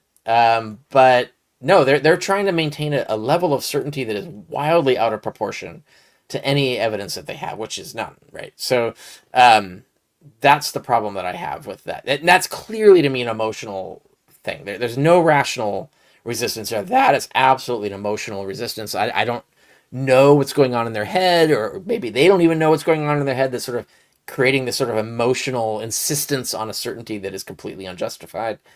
But whatever that is, that's what's driving them. It's not reason or evidence. And so it's sometimes hard to push back through that. But some people who might be in that same place will finally crumble when they see 10 independent peer-reviewed studies agreeing with me that it could mean cultic brother, because they were all the brothers of the Lord. So what are you going to do about that, right? That counts as evidence. You really got to take it into account. No, yeah, I totally agree about that. And then since we're on that subject, I Hayes 5477 sent in a super chat asking, what is the strongest evidence that supports James the Just was the sibling of Jesus, assuming existence, and was he an actual historical person? Yeah, so first of all, James, calling them the Just, that is a late 2nd century thing. That is not an appellation he has at any prior time. So that appellation is definitely mythical. So and it comes from wildly mythical texts. So it comes from what looks like an apocryphal Acts of James that shows up in Hegesippus and so on. I talk about all of this in my original study. But so what would be the best evidence that there was a James? James is a really common name. That there was a James who really was the biological brother of Jesus. There's no good evidence, right? So it's all terrible evidence. And there's tons of evidence against this, and I document it all on the historicity of Jesus. Like this guy is not in the book of Acts, for example. None of the Jameses that show up in Acts as leaders of the church or at all are the brother of Jesus. Once you get to the public history from Acts 2 on, no such person. And I can't imagine like the author of Acts would have any reliable contact with history and never heard of the brother of Jesus, like the biological brother of Jesus, or the family of Jesus at all. There's no family of Jesus in the public history of Acts from 2 on. In Acts 1, you get a sort of an aside reference, which is just a continuation of the gospel. But when the history, like all the history of the church, they disappear. There's no family of Jesus, no brothers, no mother, no father, nothing. So that's bad news, right? So if you're in that situation, it all looks bad.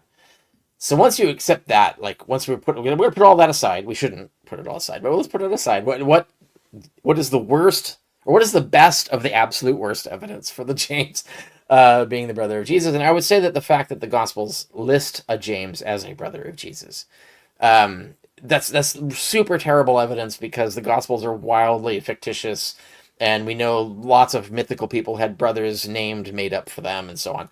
So it's the worst possible evidence, but it is the best of the worst, I would get, right? Like, and I say that because if you think, like, if it didn't have that, like if that wasn't in the Gospels, I think a lot of the resistance to my conclusion would be crumbling right now, right? So, because people rely on that, but their Gospel says he had a brother named James. It's like, yeah, that's probably Mark reifying the cultic brother, right? Because Mark is using the epistles of Paul, and he's reifying the teachings of Paul as the teachings of Jesus, and so on. He's lifting material from Paul to create his narrative. Yeah, that's where he got the idea. But I think, but I think like that's like I said, it's terrible, terrible evidence. But it is the best of the worst. And there isn't really anything close to that after that. Yeah. So I guess you would say that if we had a method for reliably discerning between historical fact and fiction in the Gospels, right, and that was shown to be more, and we than can likely secure to be that. historical. That's right. Yeah, if we could secure that somehow, like, and a good example would be, for example, if First Clement, and it's important to note that I think First Clement, whether it was written by anyone named Clement doesn't matter. First Clement was written in the 60s, and several scholars, and I talk about it in Obsolete Paradigm, several scholars agree with me. Many, for a long time, have agreed that First Clement is a 60s document, not a 90s document. So, but if First Clement talked about the biological brother of Jesus, if it said the brother of Jesus in the flesh, James, remember when he got stoned or whatever? Like they tell a story, or they include him among the valiant apostles who died. So they talk about Paul getting killed. They talk about Peter getting killed. They never mention James, even though this letter should be after that. But also when they're talking about people who are authorities, they talk about you should defer to the apostles. No mention of deferring to the family of Jesus, right? What if it had been the other way around? What if First Clement, everything else the same, all else being equal, what if he has some credible reference to, well, the family of Jesus, the brother of Jesus in the flesh, James, how he's an authority, you should listen to him, even if he died valiantly, whatever. But you shouldn't like stain his memory by overturning the elders that he selected, or there could be something in First Clement that would be good evidence, and that would stack, and so that would like, it wouldn't be like slam dunk, but it would definitely up the historicity of Jesus probability for sure. I think like if we had anything like that. The problem is that we have exactly the opposite of this, is like all the way even to Acts, which is like early 2nd century, even they don't know about a biological brother of Jesus named James having anything to do with the church. So, and then, there's a lot of other things, like the grammatical construction of Galatians 1 is absolutely not saying that James was an apostle. And so then you get the question of, well, was James the brother of the Lord an apostle? Because 1 Corinthians 15, 7 is supposed to be talking about James, the brother of the Lord, even though it doesn't say it is. But that would make him an apostle. But Galatians says he's not an apostle. Like what, so there's a lot of problems with that. But if it had all been the other way, like it could all have been coherently, consistently arguing for a historical brother of Jesus, like an actual biological brother of Jesus, we could have had that. And this is a point that I talk about in Obsolete Paradigm, where I give examples of things that we could have had this evidence. We could have had evidence of the thing that the historicists want there to have been. But the problem is that we don't have those things. And that's what I'm pointing out, is that we don't have that. In fact, we have the opposite of that, which should be worrying, right? But it could have been the other way around. Like I could be my book could have been defending historicity, and I could be arguing the point, look, First Clement, I think it's 60s, he would know. And I think this would be like really good evidence for the historicity of Jesus. Paul says, James, the brother of the Lord in the flesh. So he's making a distinction between biological and cultic brothers. Like, we could have had all this evidence, but we don't. And that's the real problem that I think, like, I think that's the hammer that historicists don't want to fall on them. Like, they don't want to admit this. It's like, we don't have the evidence that you think you have, but you could have, and that's the problem. Yeah. I definitely agree that it's a pretty big problem. Now, I do want to get to some of the responses that you've received. Both you and Lataster have received.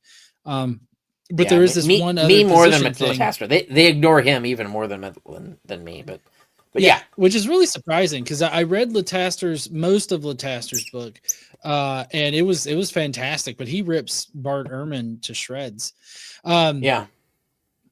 So now this point right here, it's just a quote from, I guess, Zoroastrian text.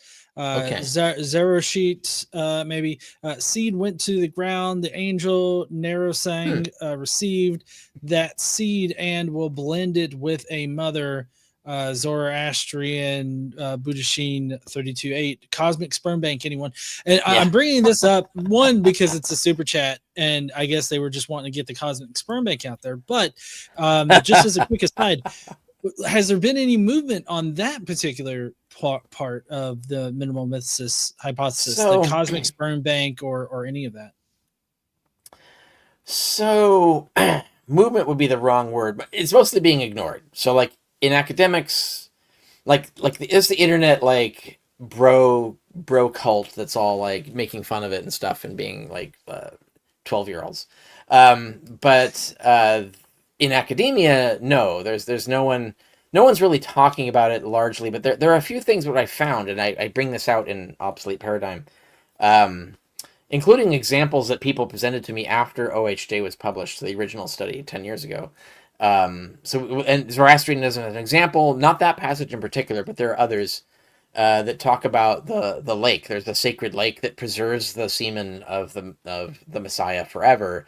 And so at certain times, epochs, this virgin, a particular chosen virgin would bathe in that lake, become impregnated, and give birth to the next Messiah, right? So like that was so far as we know, that was extant at the time that this is talked about. And we have examples in the Talmud of the angel of semen. There's literally the angel of night, called the angel night, Night, night, who collects the semen, takes it to God, and says, predict the future of this, whoever this is going to be, and then takes it back and puts it back in. So we have examples of, sperm manipulation, sperm magic was a thing, right? Like, so we've got all these examples. And some of those I got into the second, the revised edition of On the Historicity of Jesus. And I bring them up in this one. But one thing that comes up in this one, in Obsolete Paradigm, that I found was there actually is an interesting parallel thing that is mainstream. And I didn't know this because it's like super obscure in the field. Is that it's a mainstream view that ancient Judaism had this idea that the Messiah was a son of David, like he was like the forgotten son of David. So figure Solomon is the firstborn or whatever, and he becomes the inheritor of David. But David had another son, and that son never died. They were preserved for like 1,000 years. And now they're like a beggar. I think the story is they're like a beggar at the gates of Rome or whatever like that. And they're just waiting to be called up to be the Messiah. Like, haha, I'm the Messiah. But it's funny that this actually is a proof of concept because this is another kind of sperm banking, right? And it illustrates the point that I make, and I do this in Obsolete Paradigm, where I point out that the prophecy of Nathan is falsified. Like, it is absolutely, like, it was refuted by history. The only literal way to preserve it, like, you can preserve it with a lot of like shenanigans of allegorical yada yada, the way Christians try to get failed prophecies to work by like manipulating a bunch of stuff. But if you want the prophecy of Nathan to just be true, as written, as said, it needs to be the seed of David, not passed down. It has to be the seed that comes from David. That is the eternal throne guy. And of course, the prophecy was originally about Solomon, that he would sit on an eternal throne, and it didn't happen. So it's a false prophecy as written. But if you want it to be literal and true, given history, Solomon's kingdom died out, and that throne is gone. It didn't last forever, etc. The only real solution is to say that there's another son of David that never died, right? Like, but this is what they did. They did exactly this to preserve the prophecy of Nathan. Is like, yeah, a child directly from the belly of David, like it's a direct son of David, lived forever, and then he will be the Messiah, and then he will create a new throne that will last forever. Now, the only difference between that and what I'm talking about is that you're doing it with like semen, like the angel of night does, versus just keeping a whole guy alive. Now, what do you think is more ridiculous, right? Like keeping a whole man alive forever that no one knows about. No one knows that this guy lives forever. He's wandering around for like 1,000 years, just waiting to be called. Or God, Almighty God, who can fucking do anything because he's fucking God, just preserves this seed, just preserves it, and waits for the moment when he's going to make something out of it. And then you see the manufacturing theme in Philippians 2, where God makes a body for Jesus. What does he make it out of? I don't know. Prophecy of Nathan says that he makes it out of the seed of David. Like, this makes way more sense. Like, my theory makes more sense than the eternal, like, the immortal son of David guy thing. But that was an actual thing. Like, the ancient Jews actually did believe in this sort of immortal, ancient son of David. And so so it's not like a direct, proof, but it shows like that I'm not out there. Like, this is exactly the kind of thing, the crazy shit that they come up with, especially if you add like the angel of night, who's also doing weird shit with semen, and you add the Zoroastrians who are doing sperm banking. Like, that's what they're doing, right? So the proof of concept shows that this is not ridiculous. You shouldn't be smirking at it. This isn't middle school. Like, this is literally shit they believed. Like, they literally believed God could do this. And so here we are. Yeah, it always amazes me how some people act like the minimal mythicist position is just like ridiculous and magical and all this other stuff.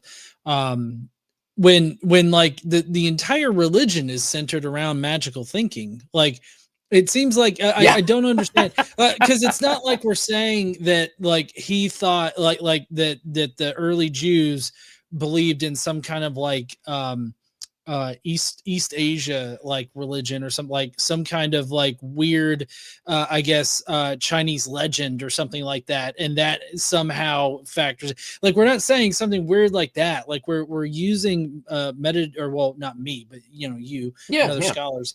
No, we have these examples, right? Yeah, we've got proof of concept. Like, it's not out there. Right. So like, but I mean, you could go to they were constantly like seriously talking about like the most ridiculous things. So like the standard view of like, how could there be a resurrection of everybody, of people that were eaten by sharks? Right? Like, so they're like, what happens? Like, where's their body? How could they be resurrected?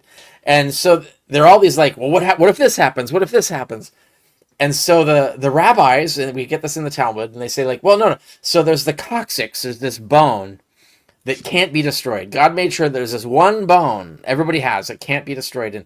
And so that one, so like, no matter how much of you gets obliterated, burned to ash, eaten by sharks, scattered around, doesn't matter.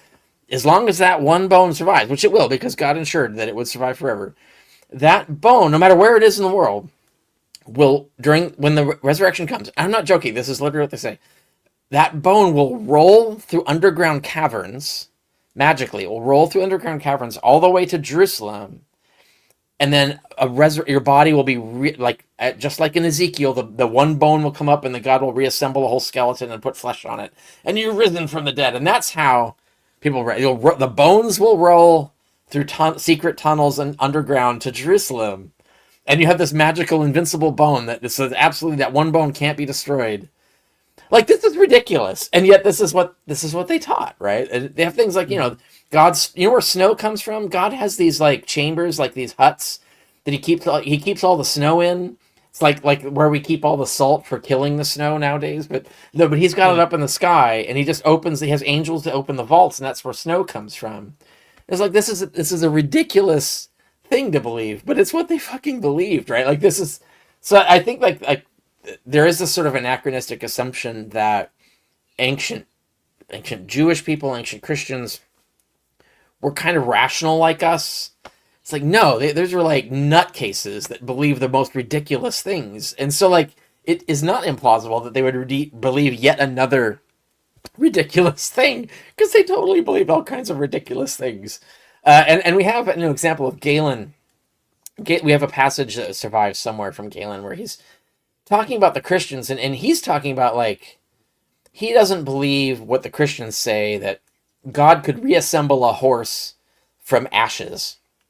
Which is very interesting, because it suggests someone was going around claiming that God could do this. That you could burn a horse to ash, and he could just reassemble the horse from the ash.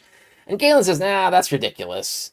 But he says, like, you'd have to do it like this way. Like, there's other things. Like, there's a lot. God is not that infinitely powerful, obviously, because we have, like, he gives examples, like, there's mutants, like people who are born deformed. He says, clearly, something went wrong there. God lost control of it. So God is not all powerful. Like, look, you can tell. Like, God has got clearly there's limits. There's some sort of mediating limits to what God can do. But when he's making this argument, he's referring to Christians with their idea that they can just God can assemble a horse out of ashes. But it just shows like there are like these scientific thinkers, but then there are these lunatics. That the scientific thinkers are like, these guys are lunatics. I don't know why you would believe something so ridiculous. But they did, and so that's we have tons of evidence of this, and so there's a lot of examples of that. Yeah, I don't understand why people think that, oh, this is ridiculous. It was all ridiculous. But so a major section that I've actually been working on editing right now for the audiobook has been the chapter 3, and that we've actually got a super chat specific to that. Not Locke says, chapter 3 is cathartic. Having read the articles in response to historicity, your minimalist reorientation of the field is necessary. Thank you. And I do have to echo that. I think that the minimalist reorientation is needed, but also I'm kind of curious. Did you find there were a number of responses, if you will, using that, I guess, loosely, to OHJ? Did you find that any of them like made any points that were warranted or ended up changing your position on the minimal mythicist hypothesis? Yeah. Like you mentioned Camille Gregor earlier, that's the only narrowing one. It. Yeah. No, that's the only one. And honestly, like Camille Gregor is the only one who took any of it seriously. Right. So like he actually takes the maths. So like all of the arguments that I got against the Rank-Raglan prior probability construction were absurd. Like they're trying to get Jesus out of the set. No way, Jesus was the Son of God in the Gospels. Like, come on. And it's like this kind of, he didn't sit an actual literal throne, so he doesn't qualify. Like they're ridiculous arguments. Or the whole mythotype doesn't exist, and all of that stuff is ridiculous. But Camille Gregor took it seriously, and I always said, like, the only serious way to rebut what I've said, and I would welcome it if you can do it. That's the point. That's the point of the method, right? Is you've got to find people who fit the set that I missed, who are historical, and that's it. And you need to find a certain number of them, because I already said there were 4. I predicted 4, so you got to get more than 4, right, to get my results different. And Camille Gregor was the only one who took that seriously and tried to do that properly. And he messed up, like he got the sets wrong, etc. But he got some things right, and so I think like he had an impact because he was taking the argument seriously, and trying to come up with some way that we can change this. Does the data come out differently than I said? And the answer is slightly, yeah, it does. And so like that was like the one, like I found it respectful in terms of like taking the argument seriously. There's some like dumb things in their articles too that I think come from someone else that I think were kind of disrespectful, but Gregor's approach itself is exactly what you have to do to change any of the conclusions in this, and he's the only one who tried to do it. Everybody else tried to make it go away, right? They didn't want to do math. They didn't want to like figure any of this out or any of that. They didn't want to do the work. But he did, and so I don't know if you'll get this reference, but there's this meme out there that is a Pikachu meme that says, oh, Pikachu hurt itself in the confusion. And I kind of feel like that's, kind of representative of Kim McGregor's efforts there. Cause it's like, oh, I'm going to take you seriously. Oh no, shit. Wait, no, hold on. Let's go back. Yeah. But so, because other than Camel, I mean, there were other scholars that attempted. Like I remember actually purchasing the William Blum article on Tacitus. Oh, yeah, right. That was just one particular piece of evidence that you analyzed in it. That wasn't even an entire thing. But he tried to take you on, and I thought your write up on it, your response to it was phenomenal. Yeah, it's funny. I have a section in Obsolete Paradigm about this, although it mostly focuses on a different author. Mm-hmm. I mention him, but I talk about someone else who's Williams. So Margaret Williams, who's a much higher level at this. So Blum is kind of like apologetical, like his approach is kind of, I don't know, like it's not what you would get from a normal historian. It's like a Christian apologist trying to force a position rather than like an objective historian. Whereas Margaret Williams doesn't really have a dog in the race. I think she's kind of stubborn and comes up with really bad arguments for her position, but she doesn't come across to me as like a Christian who's defending the faith, right? And she's the only one who's made like a detailed attempt to rebut me on this that wasn't kind of dumb like Blom's. I found Blom's argument to be like a lot of facetious, specious stuff. Whereas Williams is doing like serious scholarship, so I take her on. I mean, I'm unkind in terms of how I tear apart her argument, but I clearly spend a lot more time on her than Blom because she deserves it. She earned that, and yet all of that is a digression, and I literally call it a digression because it doesn't matter, right? It doesn't matter. This is all about whether Tacitus actually referred to Jesus Christ, or Christ as killed by Tiberius, etc., or killed under Tiberius by Pilate. And I think that one line is accidental scribal interpolation. I don't think it was written by Tacitus. I think he was talking about the followers of Chrestus, a completely different guy who was causing trouble in Rome under Claudius, no connection to Christians. And I have a lot of good arguments for that, and Margaret Williams kind of ignores almost all the arguments and tries to replace them with a really, really, really, really bad argument. Anyway, so I tackle all of that. But it is a digression because I admit that, like, well, even if it's authentic, it's useless because it's so late. Like, Tacitus is so late. All that does is prove that the gospel stories were circulating, which no one denies, right? So that doesn't help. And that's the funny thing is this is the irony, is that Margaret Williams agrees with me. She says, like, this is useless evidence for the historicity of Jesus because it could just be reflecting the Gospels or Christians quoting the Gospels. So it's not independent evidence. It's useless. So she admits it's useless, but she goes on, like, as a classicist, she wants to defend the authenticity of the text. And so she does that. And so I tackle that. I take that seriously and rebut her on that. But it doesn't matter whether she or I are correct on the authenticity of the text, because she and I both agree it has zero value for the historicity of Jesus. And that was really the position I took in the original study. So that hasn't changed any. And I think really there have been more scholars who've taken that position actually since then, both on the Tacitus passage and the Josephus passage. More scholars have come out saying that they think the Josephus passage is completely made up. So that happened as well. So, like, there's a lot of this stuff has happened in terms of where the field has gone. But there are still the Christian apologists out there pushing things. Like Schmidt's book is super specious. Like, it's embarrassing. I don't, it's so full of kind of con jobbing that it's hard for me to take that seriously as real scholarship. But it's dressed up to look like real scholarship. I have a blog on that, so people want to see, like, Schmidt's book on trying to defend the literal exact historicity of the entire passage of the Testimonium Flavianum and Josephus. Yeah. So, and that dropped right after I'd already gone to press with OPH. So I have like a last minute footnote in OPH, but I don't have the everything else in there because it came out right after, literally like just recently, relatively this year. But anyway, for people who want to find out about that, you can see my blog, which covers it. Yeah, and yeah, I did have somebody ask me specifically about whether or not you've been able to read Chrissy Hansen's paper on the brother of James in Josephus.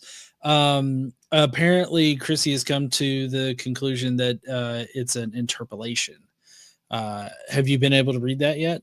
I haven't read it yet. I'm waiting. Really, I want to wait for it to be out so I can talk about it because it's not published yet. But that's okay. I didn't know that.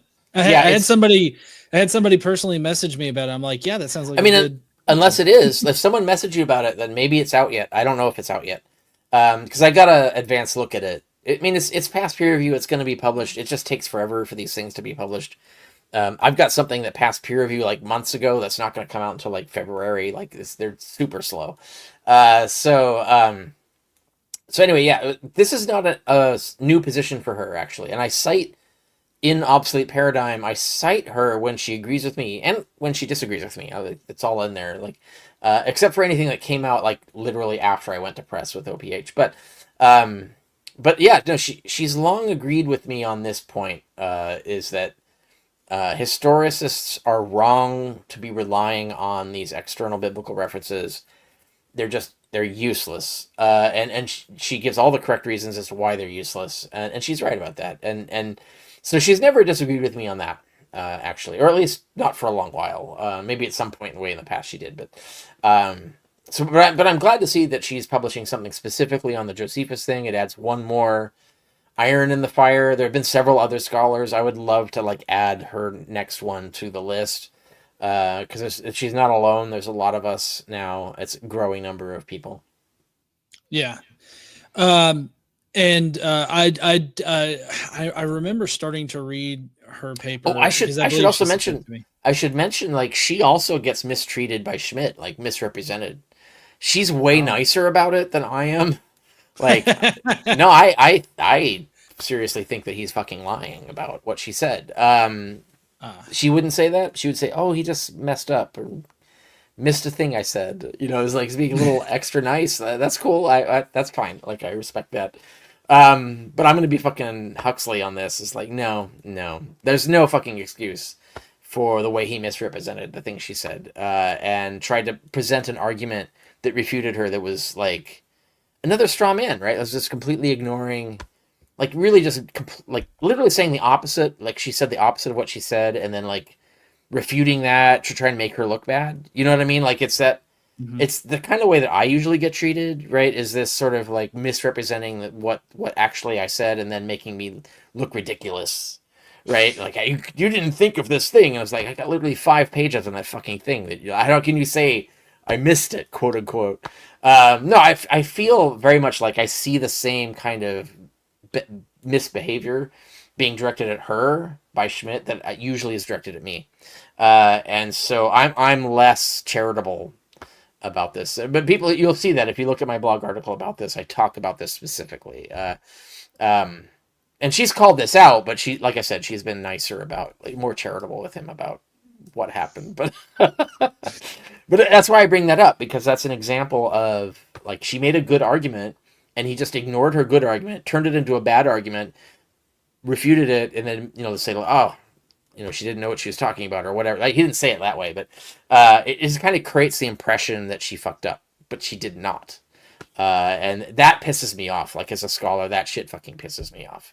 When you're trying to, you're like, sort of like, it's like Minnesota Nice, where you're like, oh yeah, like, I'm not going to outright say you're fucking incompetent, but I'm going to like create a false narrative that makes you look incompetent. And cause I know how that's going to go. No, that's just another devious way of lying, and I find that super disingenuous and disgusting, really. So, like, that's the kind of behavior that really pisses me off from scholars like Schmidt. Usually it's Christian apologists doing this. Lying for Christ, apparently, is a popular pastime among them. But anyway, yeah. So, yeah, no, anyway, it really angered me. And so, yeah, like I said, she's nicer about it than I am. All right. So we've got Holy Space Jerks who says just send in a super sticker. Thank you so much there, Holy Space Jerks. You're awesome. And then let's see, we've got I am MathWiz7 who says tunneling bones, cosmic sperm banks. I'm starting to think that maybe the Abrahamic religions didn't spring from a rational scientific worldview. It's funny you say that. I did a few shows for Wired. Wired magazine has a podcast. I did a few shows. Sometimes by myself, sometimes with someone else. So sometimes with Robert Price, sometimes with I think Dan Barker. I did one. Anyway, so we do these reviews of movies, and because we're scholars, we're skeptical scholars and stuff, and we know about this stuff. And I did one of the Noah one, the one with Russell Crowe, and where he's Noah. I don't know if people know. I think it's just called Noah. Maybe I'm wrong. I can't remember the name of this movie. But it got ragged on. It got ragged on for being so weird. And it's like, that's not in the Bible. But like when I went on and I was pointing out, like, actually, yeah, you're right. Like a lot of this stuff's not in the Bible, but the people who made this film, when they constructed the script, they mined all the extra biblical apocrypha, like everything, all the Jewish commentaries and all that stuff. That stuff is real. Like everything that happens in that is fucking in ancient literature somewhere, ancient Jewish literature about the Noah story. So it comes across as super weird. It's like, yeah, but that's what they believed. Like this is actually like a reasonable depiction of like the weird ass shit they believed about this stuff. So and it's not even as weird as the documents themselves are. The documents are even weirder than the movie makes it out. But people reacted to the movie as like, that's too weird. That can't be right. It's like, well, I don't know, but it's kind of fair actually. It's like more accurate to what they were picturing when they read these stories than what you picture when you read these stories. So. Yeah, it is really odd when you consider all the things, and that's what for me. That's actually what makes it even more ridiculous. Whenever somebody is like, how can you propose something so preposterous? Oh, I just saw. Okay, let's hit more of these. I just saw one come up. I'm trying to work my way down. Definitely keep sending in super chats. Really appreciate everybody sending in super chats there. I appreciate you guys so much for the super chats. So next up is it's a Rubik's who says, how did the idea of Jesus spread / arise in the ancient world? Would it be in similar to how playground rumors pre-internet spread? Thoughts? Wow, that's weird because I actually did grow up like right before the internet, right? So like out in the 80s when that was literally where the urban legends come was by word of mouth, astonishingly, and not the internet, right? Because the internet didn't exist yet, or at least not in the sense that we understand. Well, when you say the idea of Jesus, so there's two things that can mean. So there's the celestial Jesus that Paul, for example, has revelations of, that Peter had revelations of. Where did that idea come from? I think you can trace it back to some of the fringe sects of the Dead Sea. So we have like the Qumran texts show a lot of the sort of threads that ended up in Christianity. So this is already kind of like a growing, brewing idea of the sort of celestial Messiah that would do something weird in outer space and so on, and that you would have revelations and yada yada. So that idea, I think, comes from the 1st and 2nd century of the countercultural wing of Judaism, the anti-elite segment of Judaism. And Christianity, of course, began as an anti-elite sect. But then there's the other question of where did when did someone think like, well, let's make this guy into a Galilean preacher and tell a story, right? Or sort of allegorize the cosmic thing. And I think that's Mark. I think by all evidence we have, he came up with it. Whoever Mark was, he might not have been named Mark. We don't know. Probably not named Mark. He's probably somebody else. But he just thought to do this because that's what everybody else did, right? So like you did it for Romulus, you did it for Osiris. Like if you had this celestial god, this savior being, it was the thing to do is to make a myth about him in history. Like that was just what everybody was doing. That was what was all the fashion at the time, right? And so, it's like if everybody's hot for Shakespeare, suddenly you got to have all these like reset Shakespeare. So you get like Clueless. You get Clueless. Oh no, sorry, that's Jane Austen. So you get like Jane Austen, right? Good example. Like let's update Jane Austen. But for Shakespeare, you get like Romeo and Juliet becomes West Side Story, right? So like, it's just all the fashion to like change the historical context of a famous work and set it then, right? So it's the same like, concept. You've got this sort of celestial deity.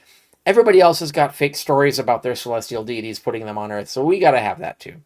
It's just what you do, right? It's just a way of teaching. It was kind of like the fashion at the time.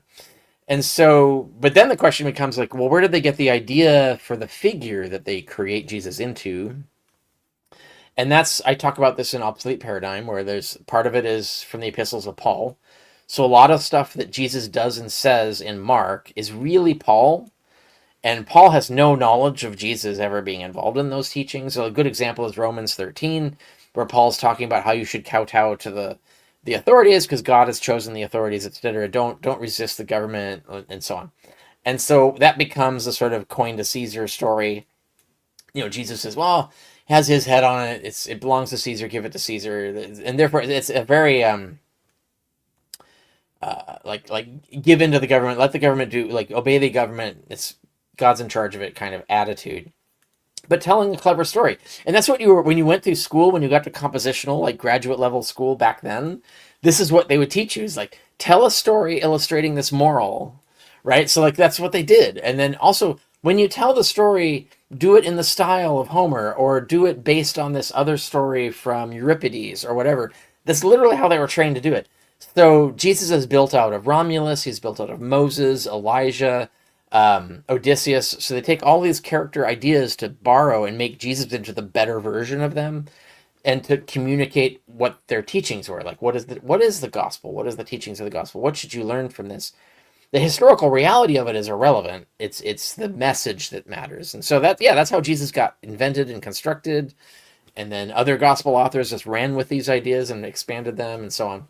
So yeah, that's where the idea of Jesus arose. It wasn't really like playground rumors. It was more deliberate than that. And it was more based on the way religion worked back then. That was kind of more like Scientology today, where you have like the outward facing version of the religion, Dianetics, the book they hand you on the street, like, hey, try to lure you in to get your e-readings or whatever. And then you get further up and you're like, wait, what's all the Xenu and volcano alien shit? What's going on here? That's exactly how religion worked back then. Is like you would have like the front story that was fake, but hinted at the true story. But as you you became an insider, you learn like the secret stuff, and so then you get to Xenu, etc. And so that's the way it worked. And so it was more deliberate than mere rumors originally. And when we get to the early 2nd century, then you get all the crazy fucking shit people make up. And Lucian kind of makes fun of this, not specifically of Christians, although he was certainly aware of them. When he talks about Peregrinus. So there's this guy Peregrinus who's going to kill himself publicly for glory or whatever, and he used to be a Christian. Lucian talks about him, but Lucian himself starts spreading rumors of having seen him risen or whatever, and people believe it and so on. And this is Lucian's example of like how gullible people are. They believe whatever. But we get this in Papias, and I just did a blog recently on a new study of Papias about this kind of stuff. The Papias was clearly one of these gullible guys just believed, you mean the Russians opened up hell? Are you serious? NASA found the missing day from when the sun was stopped? Oh my God, that's amazing. I got to write this down. So we get a lot of this kind of like people making up stories and becoming ridiculous in the 2nd century. But in the 1st century, it's all much more deliberate. These myths are constructed and sold on purpose for a particular reason, and for a particular framework that was very popular back then. Anyway, that's the answer to that question. A very thorough answer. Sorry. No. You're fine. I expect thorough. Just saying. Next, super chat is from Jason Rollins, 6360, who says Romans 16:15 might be a biological reference to a sister. It's one of the 122 usages of brother. 2 are brotherly love, and 2 are false brothers.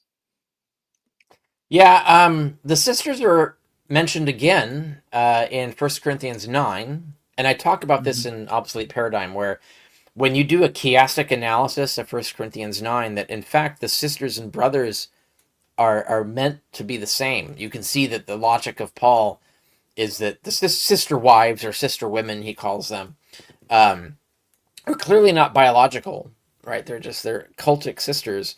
So the brothers of the Lord are also, these are sisters of the Lord and brothers of the Lord, etc.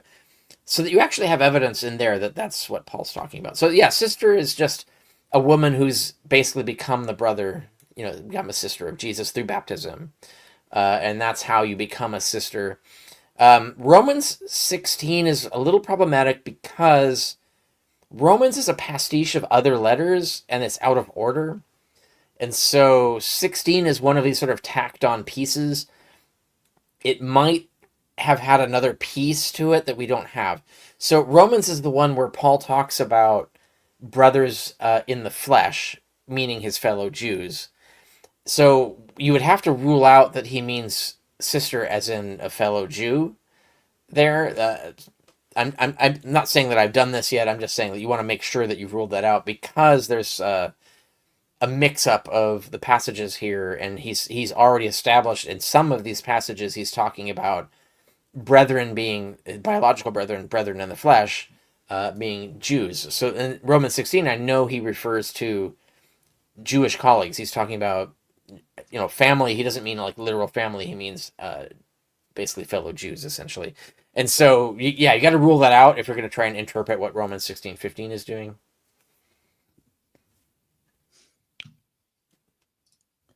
Okay.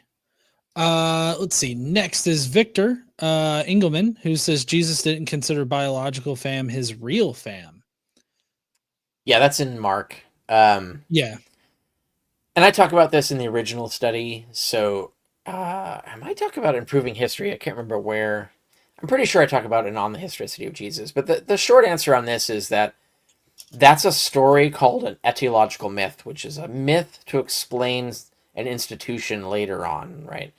And the institution is that you are going to renounce your biological family and join the Christian family. And this is part of their missionary model, right? Is to separate people from their biological family, therefore separate them from their pagan and Jewish influences, integrate them into the new family. Hey, welcome, hugs. You're one of us now, and then you've got them, right? They're in.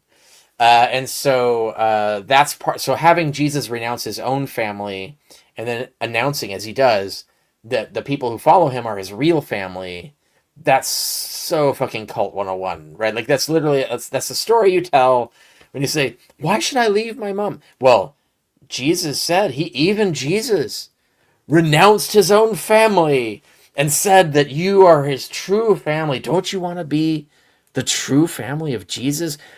Not this petty family. Even Jesus renounced his own family. You should renounce your own family and join us.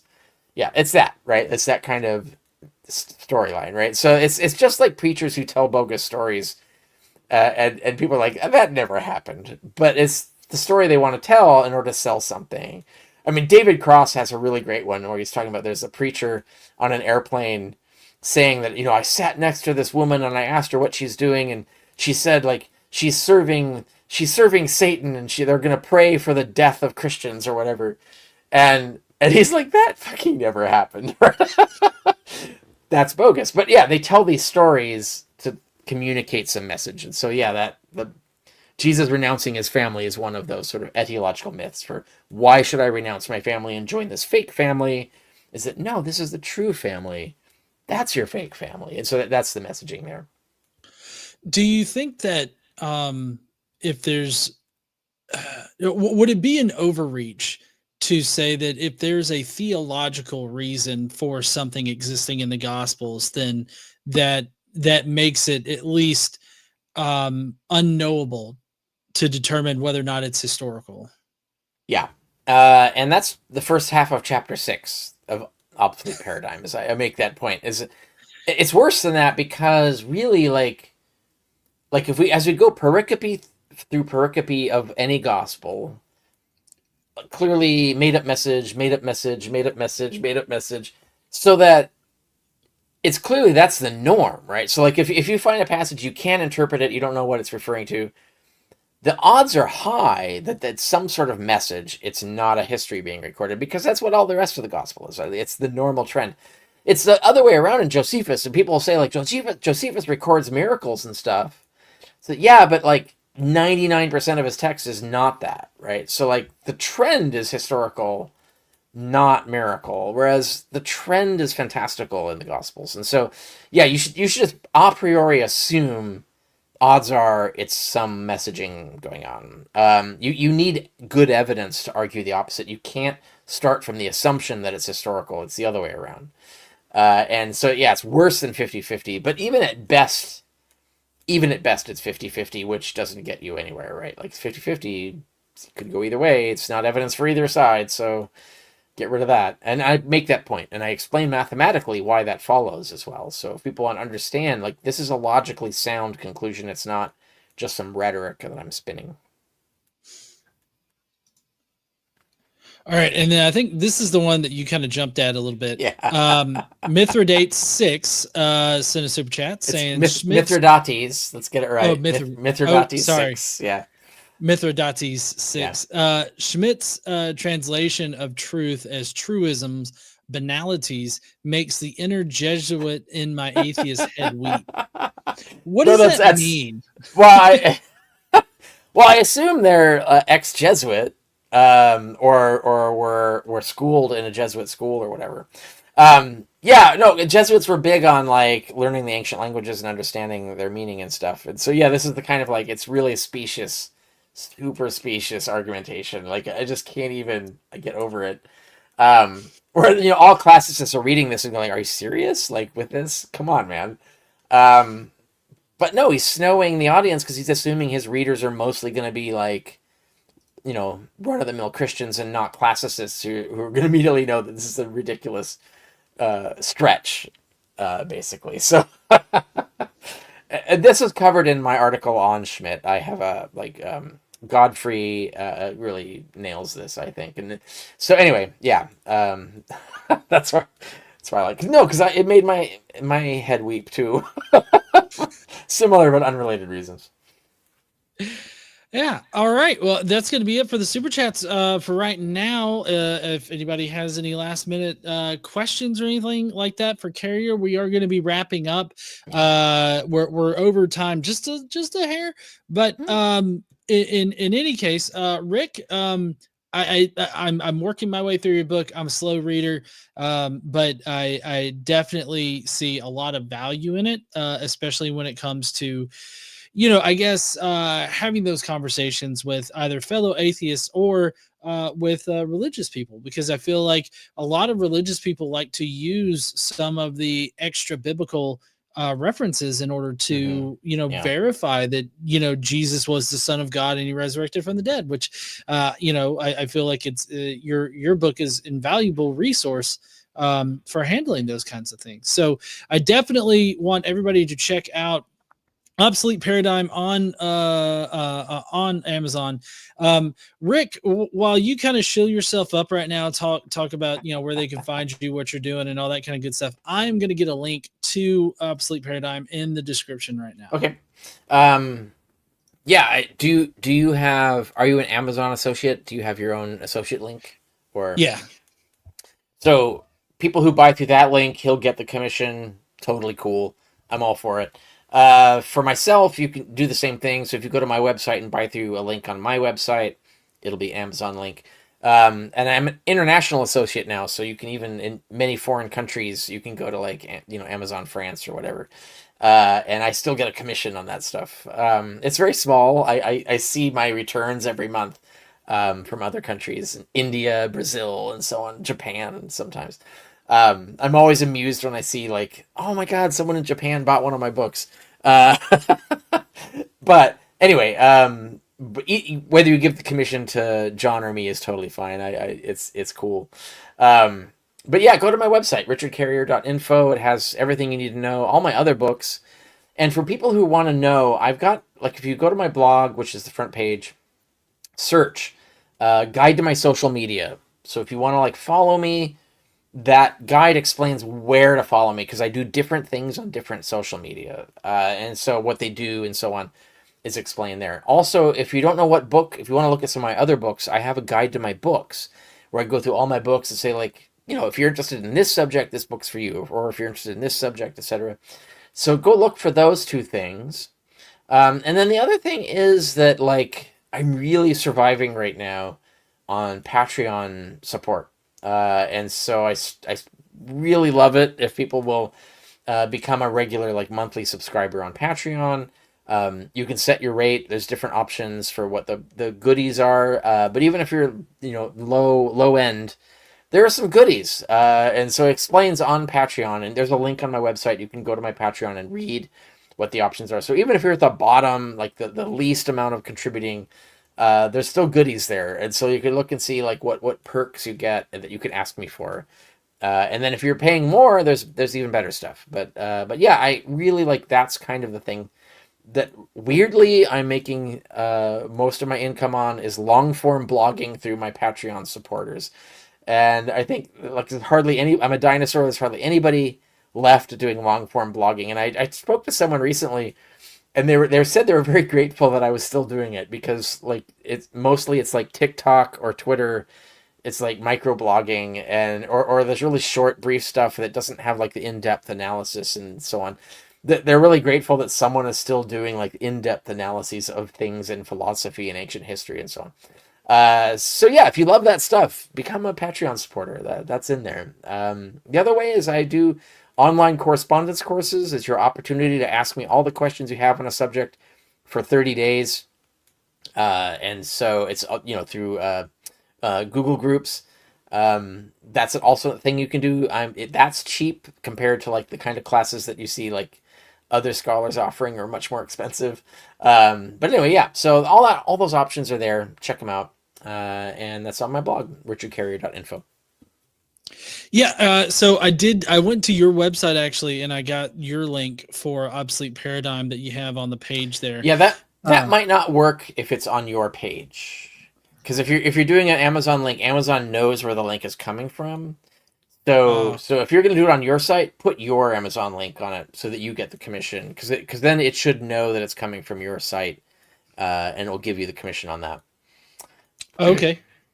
All right. And I'll tell people, Christmas is coming up. So this is the thing a lot of people don't realize. If you follow a link, whether to John's link to he gets a commission, or one of my link from my website, any book that I link to on my website is usually linked to my Amazon account. And you go there and you look at the book and say, I don't want to buy that. Or you put it in your account, or you put it in your checkout box, or not. Doesn't matter. That you keep looking around and you buy a bunch of other stuff, I still get the commission. So if you go there, you, like, buy a book of mine or don't, but then immediately put a bunch of stuff in your thing. It's like a bunch of gifts for people for Christmas. And then check out, like, pay out before 24 hours have passed. I'll get the commission on all the stuff you buy, even if it's like a yacht or whatever. Like, doesn't matter. It'll happen. So as long as it's Prime stuff, if it's marketplace stuff, I don't get a commission on that. But everything else, like stuff that's sold by Amazon, I actually, yeah. So it's, I understand, Amazon's evil corporation, but they will throw me some pennies or actual dollars if you buy stuff from them. So through my links. So anyway, yeah, it's a thing to keep in mind. And it helps me steer traffic to them, and they throw me some dosh in return. And there have been a few people who've done that. Like they've bought, like, a bunch of stuff, and I've seen, like, a bump in the month. I'm like, wow, that's a great commission this month. And since Christmas is coming up, it's the time to buy gifts for folks. That's the way to go. So. Yeah, it's a Rubik's asked, where can I buy signed books? Okay, so I rarely tour anymore because it's too expensive. It's net negative income, so I can't do it really. Unless someone hires me. So, like, if you've a rich financier or a group that can crowdfund bringing me out to do a talk or something like that. Apart from that, the other way to do it is to contact me. If you email me, it could be weeks before I even see the email. Facebook direct message or Blue Sky direct message, those get to me faster. And if you want to buy something, you can text me. So, like, I won't be annoyed that you sent me a text to my phone if you're actually doing business. And all of that you could find, if you're smart, you can figure out where my contact list page is on my website. I didn't make it easy because crazy people are lazy, and so like if you don't make it easy, they won't find it, but everybody else will. Anyways, you could find all that info of how to contact me. What it is, it's basically twice the cost. So if you say, hey, I want a signed copy of Obsolete Paradigm, I sell that for roughly $25, so it would be $50 for me to sign and put any inscription you want in it and ship it to you, like mail it, and that covers shipping and handling and everything. So it'd be like $50 for that. So like if you want that, if you're willing to put $50 down just for a signed copy of something, then yeah, do that. And all my other books too, if I have them in stock. The stock is running out of all my other books, but if you want something else, or if you want several books in one load, we can come up with some price related to that. So anyway, yeah, that's really the only way to do it right now because I'm not touring normally. The next event that I have scheduled, now other things might happen between then, but right now is Rocket City. So John, do you want to like pitch that? So I will be at Rocket City whether I have a table or not. You can just walk up to me and say, hey, I want to buy a book. It'll be in my RAV in the parking lot or on a table. Depends. Well, it depends how things fall out. But either way, you can get a signed book there because I will physically be there, not as a speaker. I'll just be there as audience. And so, yeah, John can tell you more about that. Yeah. So if you guys don't know, we've got Rocket City Reason that Casey and I are planning. We've planned it, but we're going to be hosting it here in Huntsville, Alabama.